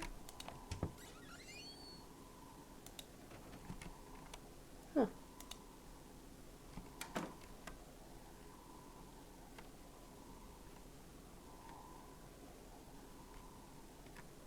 A woman.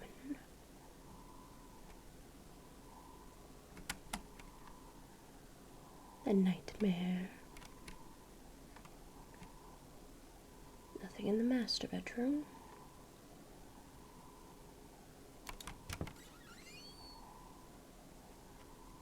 Oh dear. Glitching out. Nothing in the bathroom.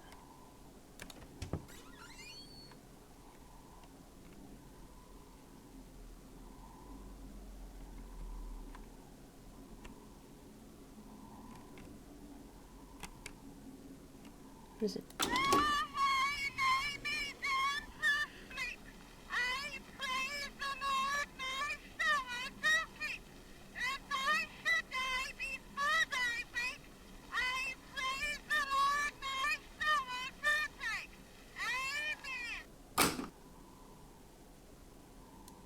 That's the Lord's Prayer, or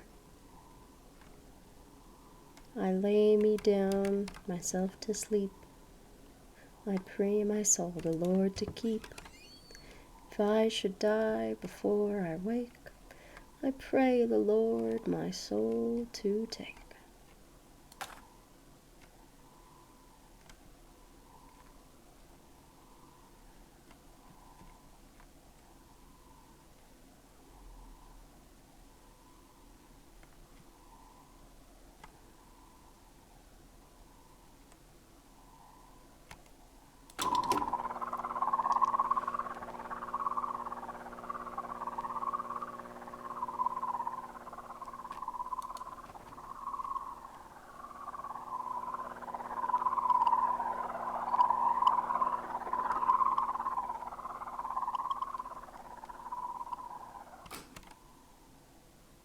There's a tape in the living room.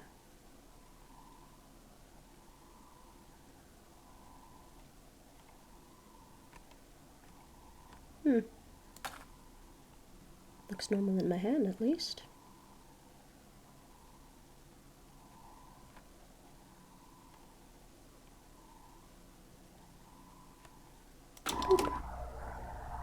It is easy to think of the kitchen and dining room as the stomach or digestive system of the house, though this comparison is tenuous.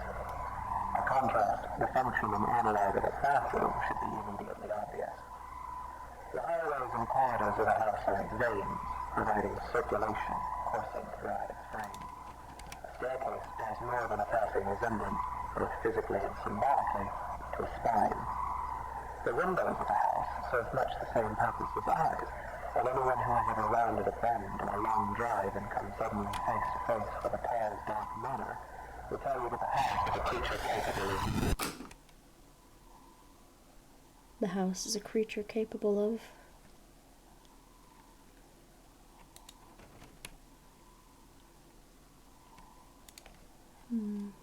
It was abrupt.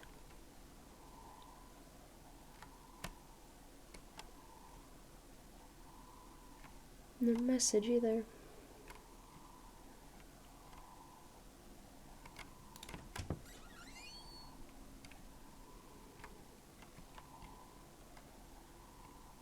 What could it be capable of, this creature?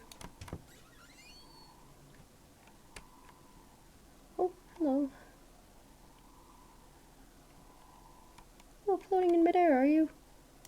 Not at all disturbing.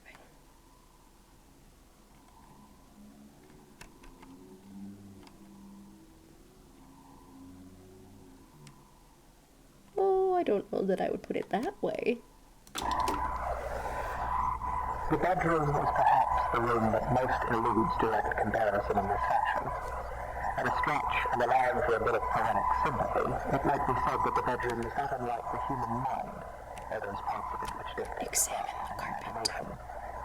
In the bedroom, I dream that there are teeth growing all over me, everywhere on me and in me, like cysts or bone spurs. They're loose, but I can't remove them because I have no hands. I look out through the bedroom window and I see a truck approaching. A young man steps out, approaches, and enters through the front door. His body is covered in swollen ticks the size of quarters. He's walking through the downstairs hallway and laughing. He begins urinating on the wall. He spits on the carpet. He's moving through the first floor, breaking and upsetting things.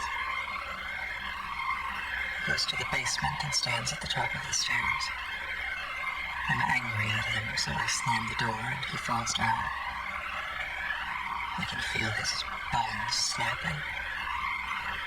The ticks are bursting, oozing old black blood everywhere.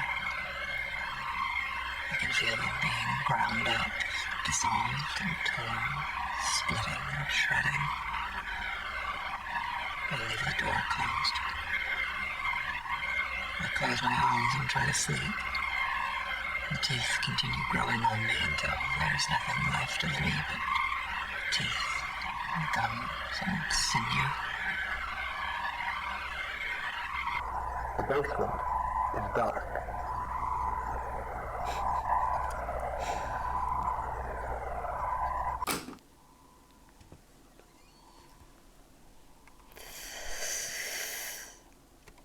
The basement is dark.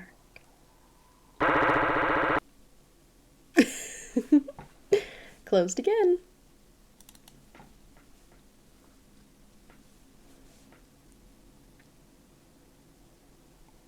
Here we go.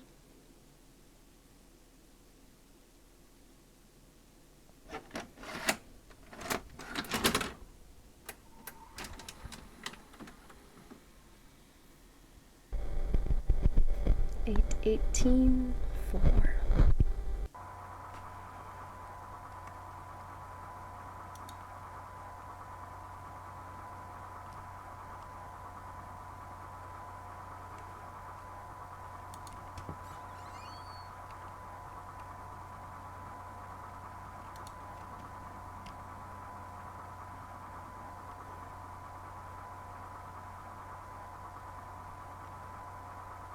It's the master bedroom.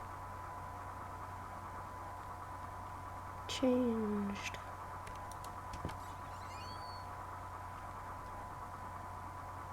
No more place to piss. Hello. Pulsing veins in the house.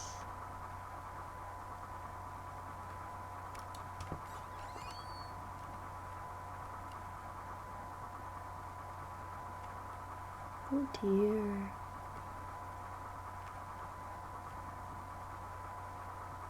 Something has gone wrong here, it seems.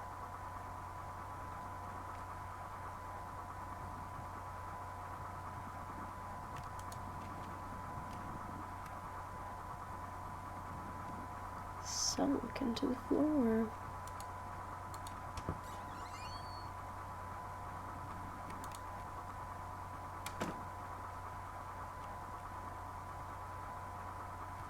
Well, aren't you lucky to be relatively untouched?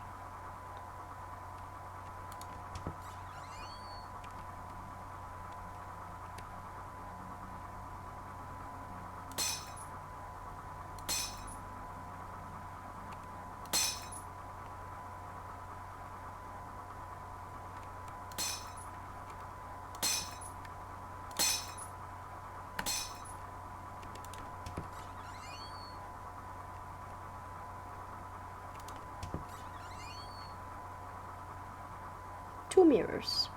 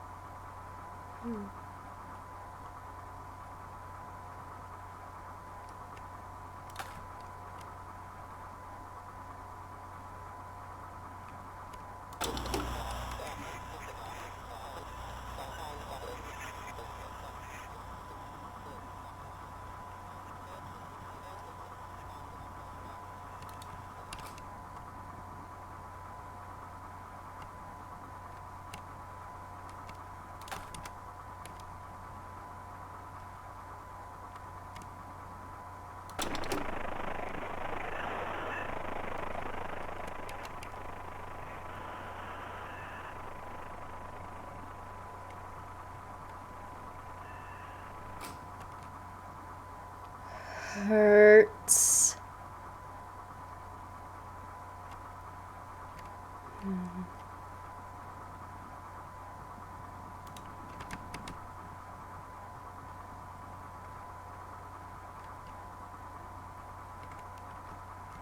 There's tape in here.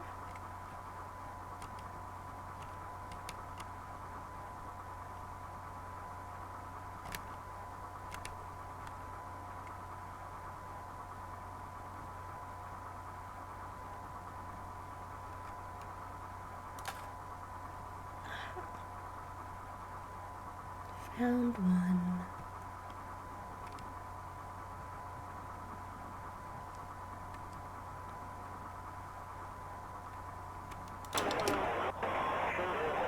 Sounding good.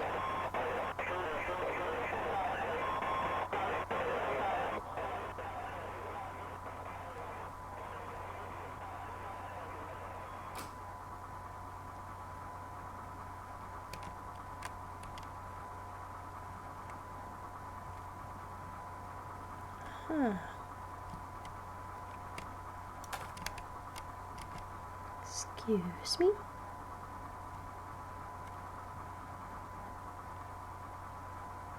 Thank you. If we were to dissect the house, we would find organs and stomach, brains and minds and eyes. Dreams and memories and a mouth that will bite down.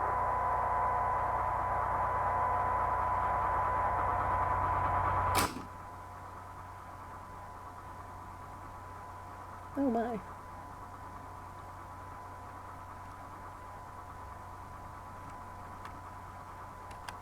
Oh dear. Well, only one place to go.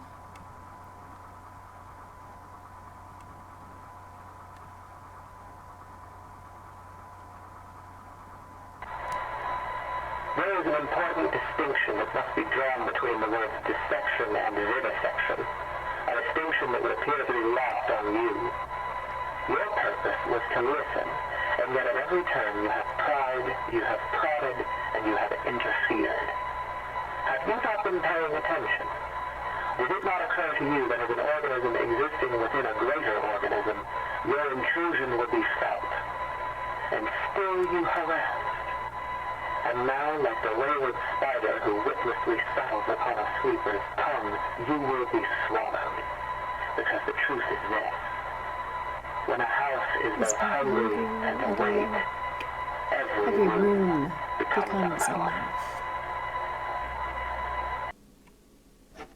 It's my favorite fucking line in the whole game.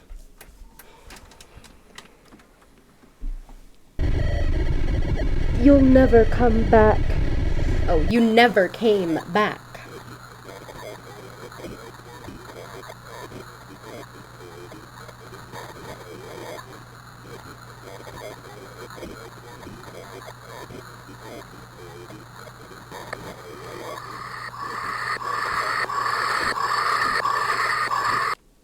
Oh, there he goes again.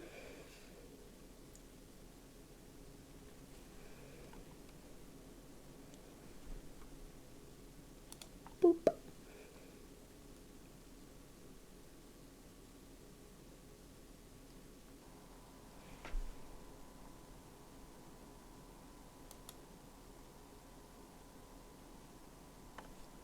All alone in the basement.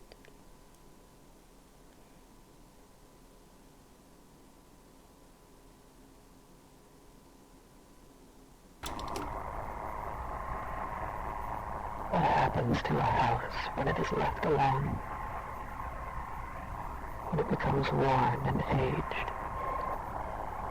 When its paint peels and its foundations begin to sink? When it goes for too long unlived in? What does it think of?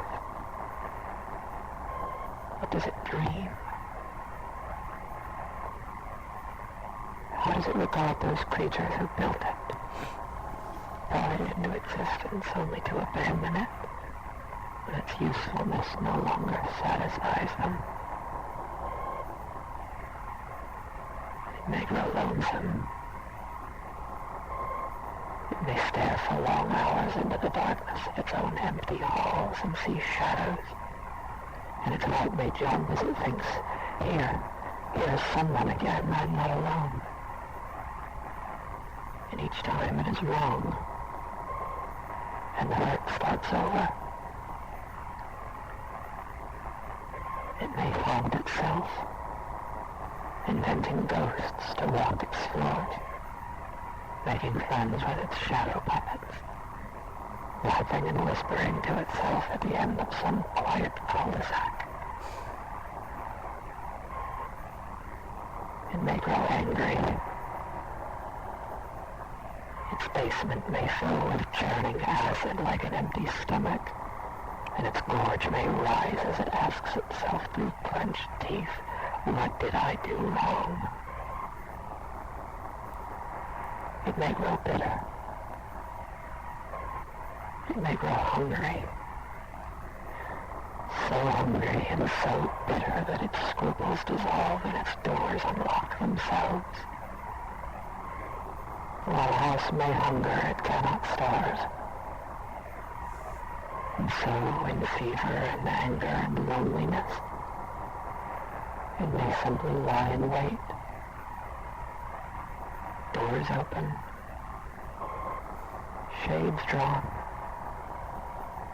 Hallways empty. Hungry.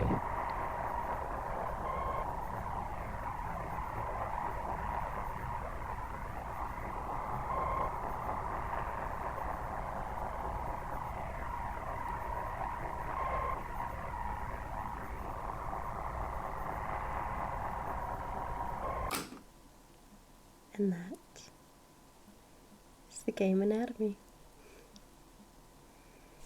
My favorite fucking horror game ever made. At times more poetry than game, but I love it that way. What becomes of a house left alone?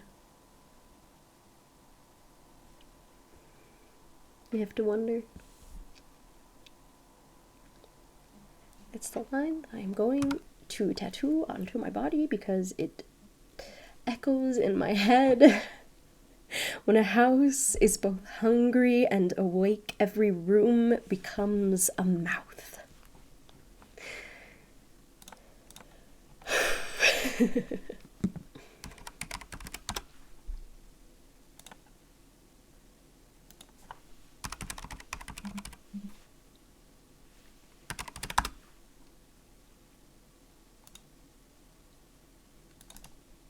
Anyways, those games today were made by the fantastic KittyHorrorShow, who has several games on itch.io.